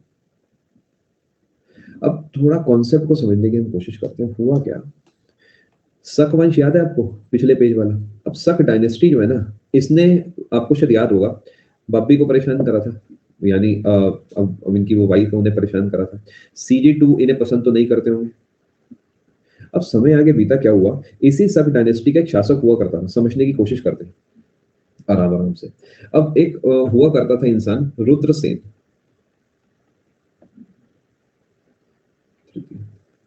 कोई बता सकता है इनकी बेटी का नाम क्या है? चंद्रगुप्त टू की बेटी का नाम मैं आपको कई बार पढ़ा था। देखो आप में से कौन बताता है। वाह बहुत बढ़िया, प्रभावती इनकी बेटी का नाम था। समझने की कोशिश करना। और थोड़ा समझाने की मैं कोशिश करता हूँ। प्रभावती जो है ये पसंद करा करती थी एक शासक को, रुद्रसेन टू को। लेकिन रुद्रसेन थ्री जो है वो पसंद करा करते थे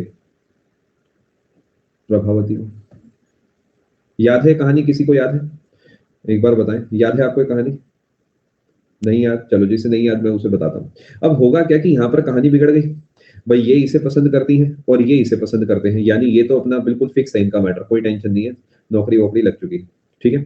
अब रुद्र नहीं, कॉम्प्लिकेटेड नहीं है, हाँ वैसे कॉम्प्लिकेटेड है आजकल के हिसाब से, लेकिन वैसे सिंपल है। रुद्रसेन थ्री जो है वो इन्हें पसंद करते हैं, अब ये इन्हें परेशान करने लग गए।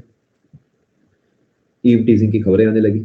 अब इन्होंने जाके शिकायत लगाई अपने पापा को, पापा देखो ऐसे ऐसे जो है मुझे लड़का परेशान कर रहा है। अब नॉर्मल पापा होंगे तो ये कहेंगे बेटा तू कॉलेज मत जा, बेटा तू एक काम कर ले गड्डी ले जा, ऐसी बातें करेंगे। लेकिन ये चंद्रगुप्त क्यों है बेटा, ये पुलिस में जाके थाने में कंप्लेन नहीं कराते, ये खुद ही राजा है। और ये क्या करेंगे, जाके सीधा कहेंगे कोई राम रहीम कुछ नहीं, जाके सीधा इसकी हत्या कर देंगे। बेटे से पूछेंगे बेटा मजा आया, खुश हो तुम? नहीं पापा मजा नहीं आया। तो ये क्या करेंगे, फिर जाके इसके परिवार को मार देंगे। बेटा अब हैप्पी? नहीं पापा मजा नहीं आया, देखो गलत बात करी थी इन्होंने। फिर कहेंगे बेटा अब हैप्पी? वंश को ही नाश कर देंगे पूरे तरीके, खत्म, डिस्ट्रॉयड, खत्म, tata, bye bye, good bye, पूरे तरीके। शक वंश को खत्म करने वाला जो इंसान है वो है चंद्रगुप्त टू। ये आपके पेपर का सवाल बनता है। Chandragupta two is the destroyer of, आप कहेंगे, शक डायनेस्टी। समझ पा रहे हैं बात को? अब सोचो इसका क्या हाल होता होगा, नहीं ये कहता होगा जैसा तुम कहो बहन, मुझे कोई दिक्कत नहीं है, तुम कहो तो हाँ है, तुम कहो तो ना है, मुझे कोई दिक्कत नहीं। खैर अपने लिए काम की बात सिर्फ इतनी सी है इस पेज से कि एक तो आपको ये पता होना चाहिए कि इनकी बेटी का नाम क्या था या इनके पापा का नाम क्या था। ठीक है जी। और नहीं ये शक वंश के नहीं थे, ये दूसरे वंश के थे। और जो चंद्रगुप्त टू है उन्होंने शक डायनेस्टी को डिस्ट्रॉय करा था। क्या तीन बातें आपको ध्यान रहेंगी? सब मैं अगले पेज पे आपके लिए मुद्दे की बात लिख देता हूँ। प्रभावती, मुद्दे की बात यही है, वो तो कहानी है बस। प्रभावती जो है वो थी डॉटर ऑफ CG2। ठीक है। और CG2 जो है डिस्ट्रॉयड शक डायनेस्टी। ठीक है ये, और इसके अलावा इन्हें कहा जाता है विक्रमादित्य।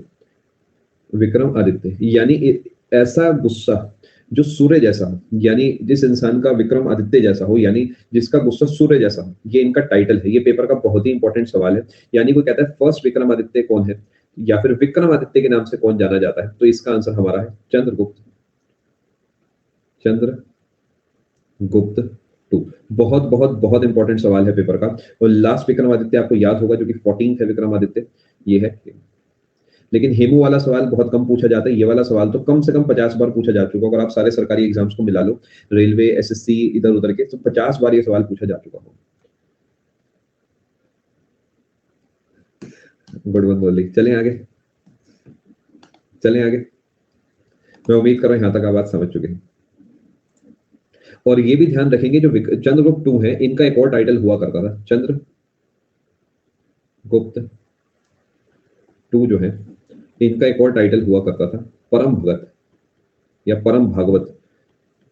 भागवत, क्योंकि ये जो है भगत भी कह सकते हैं, क्योंकि ये जो है हिंदुइज्म के प्रमोशन के लिए उन्होंने काफी सारा काम करा था। ठीक है जी। सर बैटरी लो हो गई फोन की, बेटा चार्जर लगा लो, कोई दिक्कत की बात नहीं, अपना ही चार्जर है, अपना ही घर है।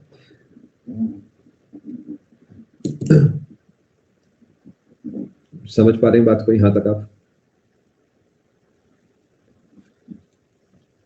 अब होगा क्या, नेक्स्ट रूलर कौन बनेगा जी? नेक्स्ट रूलर जो है ये बनेंगे इन्हीं का बेटा कुमारगुप्त। अब देखिए यहां पर कहानियों की उम्मीद है तो मैं आपको कहानियां बताते चल रहा हूँ। He was a son of son of Chandragupta two. अगर लाइट की दिक्कत है बेटा तो उस केस में आप जो है बाकी क्लास बाद में देख लेना। और एक सजेशन है बेटा, उस केस में एक पावर बैंक आप मंगवा लो 20,000 mAh या 10,000 mAh का, अगर आप मंगवा सकते हो तो उससे क्या है कि आपके मतलब आगे तक का सुकून हो जाएगा। वैसे 10,000 mAh का काफी रहता है, आप लोग घर में ही होते हो, तो उससे यह 1-1.5 बार फोन जो है चल जाएगा। मैं पूरी कोशिश करूंगा युक्ता। क्या यहाँ तक आप बात समझ पाए हैं दोस्तों? ठीक है, आगे चलते हैं जी। अब ये कुमारगुप्त से जुड़ी सबसे इंपॉर्टेंट बात जो बनती है वो ये बनती है कि इन्होंने बनवाया था क्या? इन्होंने बनवाया था, कोई बता सकता है जी? Nalanda university, founded Nalanda university. सबसे इंपॉर्टेंट सवाल यही है जी, करोड़ों बार पूछा जा चुका है, अरबों बार पूछा जाएगा, इतना इंपॉर्टेंट सवाल है। नालंदा यूनिवर्सिटी जो है वो इन्होंने ही बनवाई थी, ध्यान रखेंगे। और ये नालंदा यूनिवर्सिटी जो है इसे कहा जाता है ऑक्सफोर्ड ऑफ महायान बौद्ध। ये बिहार में है, इसने बनवाया था। और ये आप ध्यान रखेंगे, डिस्ट्रॉयर कौन है जी? डिस्ट्रॉयर है मोहम्मद बिन बख्तियार खिलजी। ये खिलजी वाला खिलजी नहीं है, ये जो है गुलाम of Mohammad Ghori, Ghulam of Mohammad घोरी है, ध्यान रखेंगे। इन्होंने इसे नष्ट करा था। अच्छा, बहुत बढ़िया। ये पेपर का ये पूरे इतिहास का सबसे इंपॉर्टेंट पेजेस में से एक है जो आपके सामने बना है। बिल्कुल, बहुत बड़ा नुकसान है।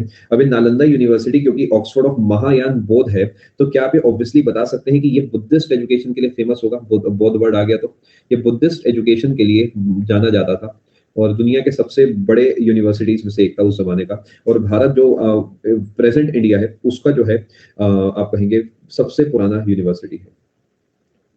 एंड में एक बार आप उज्जवल मुझे याद दिला दें, एक बार एक फ्लो में पूरा टॉपिक पूरा कर लें, फिर एंड में एक बार आप याद दिलाना, मैं आपको नोट करा दूंगा, क्योंकि मैं अपने पास लिख भी लेता हूँ।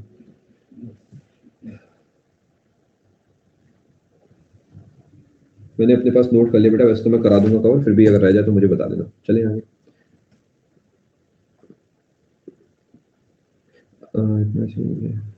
ये गौरव देखिए, जो महान शासक है वो अपने हिसाब से चला करते थे। तो आप देखेंगे चंद्रगुप्त मौर्य, बिंदुसार और अशोका में ही देखो कितना बड़ा फर्क है। क्यों डिस्ट्रॉय करा? क्योंकि ये जो है मोहम्मद बिन बख्तियार खिलजी ये चाहते थे कि इस्लाम का प्रमोशन हो, इस वजह से डिस्ट्रॉय करा, सिर्फ यही रीजन है। बेटा इंडिया, प्रेजेंट इंडिया की मोइंग बात हो रही है। चले आगे दोस्तों, क्या यहाँ तक आप बात समझ पाए हैं? चलो आप अब आगे चलते हैं। ये कब खुला है नालंदा यूनिवर्सिटी? आप जानते हैं अभी यूनेस्को वर्ल्ड हेरिटेज साइट में आता है, काउंट होता है। बहुत बढ़िया लेखिका। चलो आगे चलते हैं।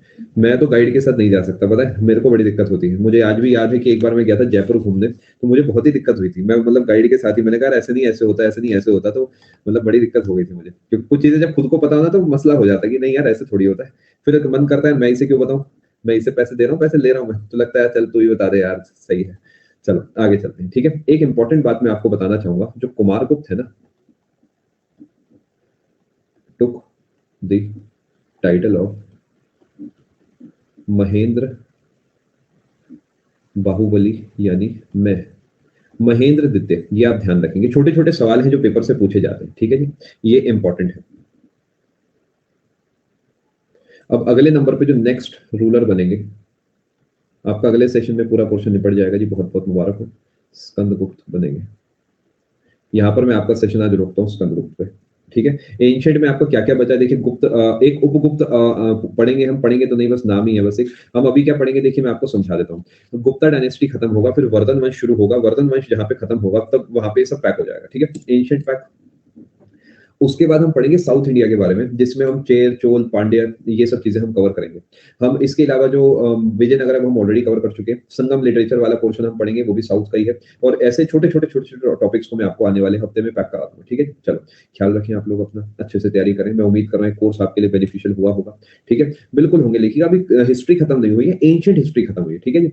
अब आपसे बात कर लेते, जो बच्चे नए हैं उनसे मैं थोड़ी सी बात कर लेता हूँ, ठीक है। गौरव एक और बार ट्राई करेंगे, क्या पता इस बार हो जाए। चलिए ख्याल रखें अपना, आने के लिए आप सभी का बहुत बहुत शुक्रिया। देखिए सबसे पहले जो बच्चे नए हैं उनसे मैं 2 मिनट बात कर लेता हूँ। क्वेश्चन टैब आपका बंद ही होगा, उसके बाद में क्वेश्चन टैब के भी आपके डाउट्स ले लूंगा। अभी के लिए आप इधर फोकस करें, जो भी टॉपिक्स आप एडिशनल पढ़ना चाहते हैं वो आप अपने पास नोट कर लें, और अब जब मैं आपसे पूछूंगा तो आप मुझे बता देना, ठीक है। अभी पहले जो मेरे हिसाब से टॉपिक्स मोस्ट इंपॉर्टेंट है पहले हम वो कवर करेंगे, फिर मैं आपसे बातचीत कर लूंगा। चलो देखिए, जो बच्चे नए हैं मैं उन्हें सबसे पहली बात तो ये कहना चाहूंगा कि अपने पास जो समय है इसमें आपको किसी न किसी एजुकेटर से स्टिक करना चाहिए। जैसे वेदू आप नए हैं, और भी कुछ बच्चे ऐसे हैं जो नए आए हैं, आपके लिए एक बैच शुरू करा गया, सुपर प्लैटिनम बैच। ये जो सुपर प्लैटिनम बैच हमारा है, इसके अंदर अभी मैं आपको ज्योग्राफी और केमिस्ट्री के लेक्चर्स दे रहा हूँ। 3 लेक्चर्स अभी दोनों के हुए हैं, और इसका अगला लेक्चर जो है मंडे को है। तो एक तरीका तो ये है बेटा कि आप मंडे तक इन लेक्चर्स को पूरा कर लो। मैं जानता हूँ कि एक ही दिन में 6 लेक्चर्स यानी 12 घंटे पूरा करना मुश्किल है, तो कोई से एक चीज का पूरा करके आ जाओ आप काम। मान लेते आपने ज्योग्राफी कर लिया, मान लेते आपने साइंस कर लिया, उसके बाद मंडे से उसे कंटिन्यू करो, ठीक है। मान लेते हैं आपको केमिस्ट्री आती है, आप साइंस साइड से हैं, तो पहले आप क्या करो, ज्योग्राफी पूरी कर लो। तो ज्योग्राफी को मेरे साथ लाइव देखो और केमिस्ट्री को बैकग्राउंड में रिकॉर्डेड देख के फटाफट से पूरा करो। इस तरीके सुपर प्लैटिनम में पूरा जीके मैं आपको कंप्लीट करा दूंगा, ठीक है। ये सुपर प्लैटिनम बैच अगर आप देखना चाहते हैं बेटा, तो इसके दो तरीके हैं। एक तो अनअकैडमी पर आप जाकर बैचेस में जा सकते हो। बैचेस में जाओगे तो ऑनगोइंग बैचेस में जाना, वहां पर आप थोड़ा सा ढूंढोगे तो आपको सुपर प्लैटिनम बैच मिलेगा जो 5 जनवरी से स्टार्ट हुआ है, ठीक है। एक तरीका ये है। एक तरीका है कि आप कोर्सेज में एनरोल करना चाहते हो, तो कोर्सेज में एनरोल करने के, रुको मैं आपको लिंक दे देता हूँ ना, मैं इतनी मेहनत आपसे क्यों करा रहा हूँ। रुकिए, जो जाना चाहे जा सकता है। आने के लिए आपका बहुत बहुत धन्यवाद।